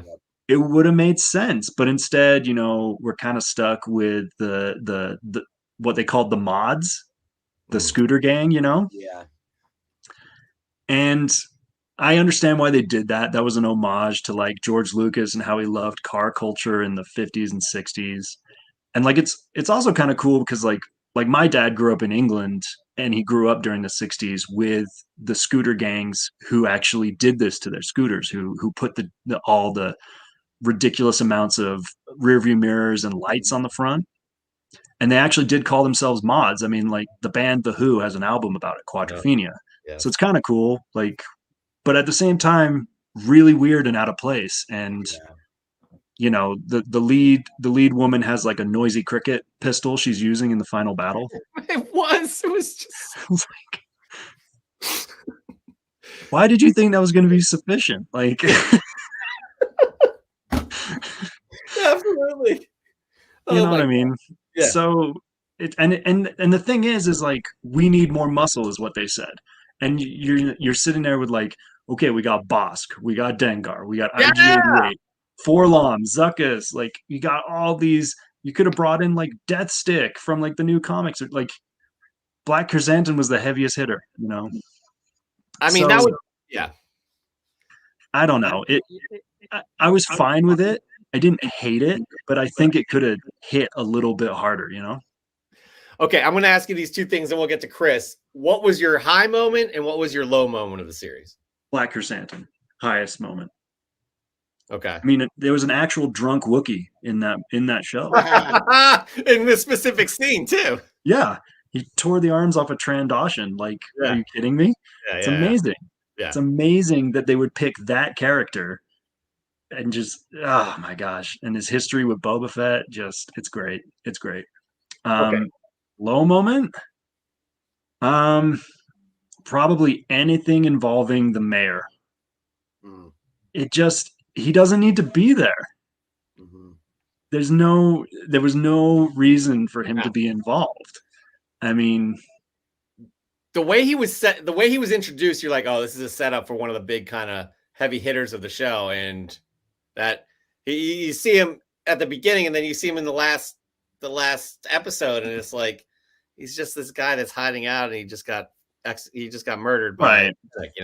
And I think they could have dealt with, Cad Bane seemed kind of shoehorned in. Like, it was good. I liked seeing him. Right. But the thing is that like Boba Fett, I think it was in like episode 1 or 2, he took out that biker gang. Yeah. And you could have easily put like a small scene like after the credits or at the very end where Cad Bane comes into that cantina and he finds one of them still alive and he's just like, you failed the syndicate, and just like blasts him. Like, that would have been such cool foreshadowing, right? Yeah. It was. So, I liked how they. Yeah, I agree with the shoehorn. Yeah, I liked how they introduced. I'm sure like you're way more versed than I am in Star Wars, but I knew it was Cad Bane just when he was super far away. I'm like, that's fucking Cad Bane walking down here. This is crazy. Oh yeah. All right, so I appreciate that. Last question I'll ask you: what does this set up for Star Wars, just in general, whether it be the comics, whether it be future series or films? What are you expecting, excited, or hoping for? Obviously, whatever's next for Mando season 3. So we're obviously setting up some sort of decision by Grogu. I mean, he may have already made that decision, but like I feel like the Mandalorian series has all been about self-identification and like what it means, what identity means. You know what I mean? Because it's there's the armorer's little covert who says we're Mandalorian and there's no other definition of Mandalorian, and then there's Bo-Katan who's like, I don't know, my family ruled Mandalore, so I feel kind of Mandalorian and I take my helmet off. And then there's Boba Fett and he's like, well, I was cloned from a Mandalorian, and I have the lineage, so I consider myself a Mandalorian and I don't follow any of your creeds. I mean, and I'm just a bounty hunter. And so I feel like it's like I'm really excited about how they explore what it means to be Mandalorian, what it means to be a Jedi, because I mean, Luke basically set up the decision like, hey, do you want to go have awesome space adventures with Mando, or do you want to like hang out at this school with my shitty nephew? Like, he's gonna burn the place down. Like, but Luke's obviously trying to like set up like the Coruscant school of Jedi learning, right? And we know that in like grand fashion, the Coruscant school fell. So that's obviously destined to fail. And so I think what we're exploring is that there's more than one way to be a Jedi. And I think that's like what Filoni has always been exploring. Like Ahsoka says, I'm no Jedi. And then she leaves the order. And then Kanan, he was in hiding and he just sets up this whole like exploratory school of Jedi learning with Ezra, where they like get super involved in like the Mortis stuff and like the worlds between worlds and like hanging out with the Loth Wolves. I mean, Rebels is a crazy show when you're talking like Jedi dogma and like canon points. It's just thick. It's ridiculous. So I think that's where they're going with that. So does it? Are you okay? One last question here. Are you, after seeing this all of Boba Fett, are you excited for the future of Star Wars? Yeah, I'm always. Okay, that's what you got to be excited for the future of Star Wars, because I mean, I sat through premiere night of Episode 1, Phantom Menace. So if you're not looking to the future, it's a tough ride. Okay, well said, Chris. I want to get your thoughts on an opinion on Book of Boba Fett. We'll try and keep it, again, we're respecting your time, Adam. So we'll get through this quick. We'll each say a few words and close out the show. Yeah, I mean, Adam, I like almost everything you said about the show. It seems that there's always people out there, especially in the Star Wars fandom, that said it should have been like this, or they should have did this. That's like, I'm sure that's everywhere, but you hear it so much with Star Wars fans. But no one hates Star Wars more than Star Wars fans. Right. But I liked really everything you said about it. I liked where you felt like it was weak in what could have happened to make it a bit stronger. So I'm pretty much on board with a lot of, in line with a lot of what you said. You know, pacing was a bit off. I liked the flashbacks, even though that pacing was a bit slow. You felt like you were there, and you understood the emotion and what it was doing. I liked what you said about trying to bring that back in with the Tusken Raiders, and that never happening. Too much focus on the biker gang. Right there with you. Black Chrysanthemum was awesome. I hope we see more of him. I think Wookiee representation is awesome. You know, since we had 40 years of just one, basically. Outside, he would make sense in Obi-Wan. That's why everyone's specking on that number 20. Right. Yep. For sure. Yeah,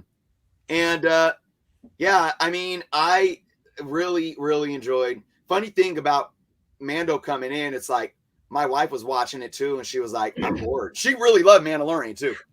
But she watched like the first 2 episodes and then fell off. But when episode 5 came, I was like, you got to watch this. You don't even need to watch the other few episodes. It's just like, and she didn't, and she watched it, and it was like, oh, Mando, Grogu, yay. So, as in the other thing for me moving forward, the one thing that I took out of The Last Jedi, because I'm very vocal about my many issues with that film, is Luke's take on the Jedi in that movie, and him saying like the old ways must die. We need to like, we are, on this holier than thou, type kick. I think to what you were just saying about how whether it's Filoni's vision saying that, there's more than one ways to be a Jedi, I think that is definitely something that we're going to still see a lot. And I think I really wish The Last Jedi would have focused a lot more on that instead of, random crap happening and only giving Luke like 12 minutes of screen time or whatever, so I'm really hoping that there's obviously a lot going on. Jeff, you and I talk about this. There's so much there. They're going to deal with so many different points in history, as well. But for this period between, right now with what's going on in the Mando, the New Republic and everything leading up to the sequel trilogy, that like 30-year period, I think there's a lot that they can do. I think it's going to build on the Jedi lore, and I think it can hopefully flesh out and maybe even correct some of the issues that people have with the sequel trilogy. And I think they're going to, I'm very optimistic that they're going to do a good job with it. Yeah, I agree. I again kind of liken it to, I think before you came on the show, Adam, how Clone Wars fixed a lot of the things about the prequels in a good way. They have an opportunity. Them. Yeah, they have an opportunity to do the same thing here. My quick kind of review of Book of Boba Fett, it was completely unbalanced. There were some really great, great moments were great. The bad moments were, as you said, Adam, it was cringe. Like the one cringy thing that completely sticks out to me was that chase scene with the mods, and it was awful. It was I don't understand it. There's just nothing dynamic about these movements or anything. The way they produced it, it was terrible. Not what you expect from like an action chase scene from Star Wars. So that was it. But I will say this: I think a lot of people had a problem with Boba Fett in general. And Chris, I mentioned this I think last week or 2 weeks ago. We have made Boba Fett who we think he is, because when we first saw him in 2 movies, Empire and Jedi, Return of the Jedi, he was only 3.5 minutes. He was featured in blank slate. Yeah, exactly. So you kind of make this character your own. He's a mysterious character. He sounds vicious, and he gets the job done as a bounty hunter.